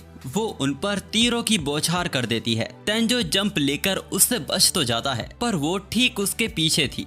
वहाँ हम देखते हैं कि काउरी तेंजो के घर आई हुई है और दूसरी दुनिया में आकर तेंजो को ढूंढने लगती है। वो फैंग से बाहर आ गई थी। तभी वहाँ उसे धमाकों की आवाज आती है। ये धमाके इस लड़की के हमले से हो रहे थे। तेंजो उससे पूछता भी है कि वो किस चीज का बदला ले रही है, पर वो कुछ न बताकर तेंजो पर हमले करती जाती है। तेंजो उससे बचकर अपने आइटम बॉक्स से तलवार निकालता है और नाइट के साथ उस पर हमला कर देता है, लेकिन वो उछलकर उन पर उल्टा वार करती है। तेंजो उनसे बचते हुए अपने आर्मर को अपग्रेड कर लेता है और उसके पास पहुंचकर एक लाश से उसे आसमान में उछाल देता है, जहां नाइट उस पर हमला करके उसे जमीन पर फेंकता है, लेकिन उसे कुछ भी नहीं हुआ था। वो अपने मास्टर का नाम लेकर एक तीर उन पर छोड़ती है, जो कि बहुत ही ताकतवर था, पर तेंजो ने उससे भी अपने आप को बचा लिया था। वो अपने अटैक की पावर और स्पीड को इंक्रीज कर देती है। तेंजो उसके हमले से बच ही रहा था कि तभी उसकी नजर काओरी पर जाती है, जो इस लड़ाई के बीच फंस सकती है। पर उस लड़की का टारगेट सिर्फ तेंजो था। उसके अटैक ने तेंजो के कवच को भी तोड़ दिया था और अब वो ठीक उसके निशाने पर है।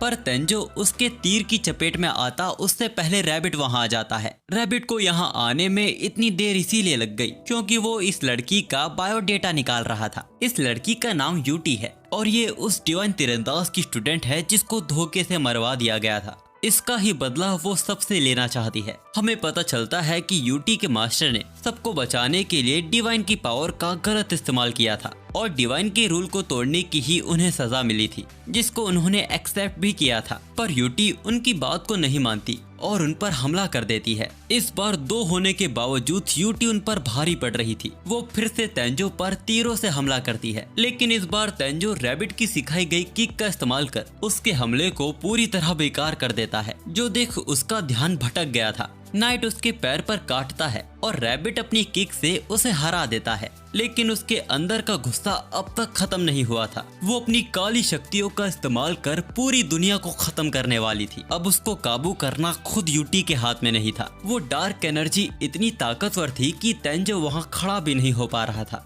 रैबिट अकेला उसका सामना कर रहा था और अब वो भी उसके सामने टिक नहीं पा रहा था। तभी अकात्सुकी बाहर निकलता है और उनकी लड़ाई के बीच जाने लगता है। तेंजो उसे रोक रहा था, पर अकात्सुकी वहां एक एनर्जी क्रिएट करता है जो पूरे जंगल में फैल जाती है। इसकी चपेट में आने से यूटी की डार्क एनर्जी भी खत्म हो गई थी। असल में अकात्सुकी कोई आम सुअर नहीं है। इस दुनिया में डिवाइन्स के अलावा भी कुछ ऐसी ताकतें हैं जो काली शक्तियों का सामना कर सकती है और अकात्सुकी भी उनमें से ही एक है। इसके बाद तेंजो एक चॉप से यूटी को बेहोश कर देता है और उसके गिरते वक्त उसे कैच कर लेता है। अब रैबिट तेंजो को यूटी की जिम्मेदारी देकर वहां से चला जाता है। वैसे अकात्सुकी के मैजिक के बाद वो डार्क एनर्जी का अब यूज नहीं कर पाएगी। यूटी को होश आता है। तेंजो उससे उसके मास्टर के बारे में पूछता है। यूटी बताती है कि वो बहुत अच्छे इंसान थे, उनकी आंखों में सबके लिए प्यार झलकता था, और ये कहकर वो वापस बेहोश हो जाती है। तभी काओरी उसे आवाज देती है। तेंजो देखता है कि उसके पीछे तो एक मॉन्स्टर है। वो अपने भाले से पलक झपकते ही उसे खत्म कर देता है। काओरी शॉक हो गई थी।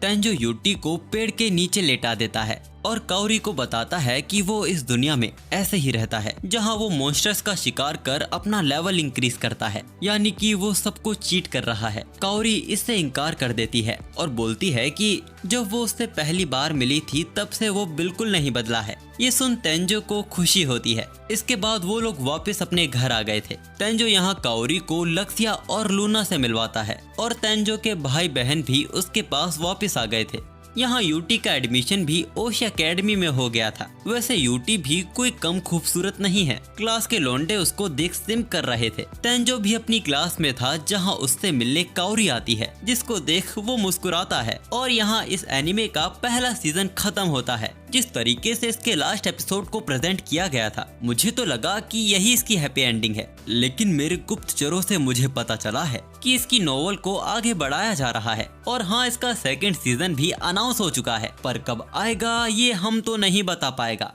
पर ऐसे ही कमाल के एनिमेस को देखने के लिए हमारे चैनल को सब्सक्राइब कर लीजिए। वीडियो को लाइक करके इसे शेयर भी कर दीजिएगा।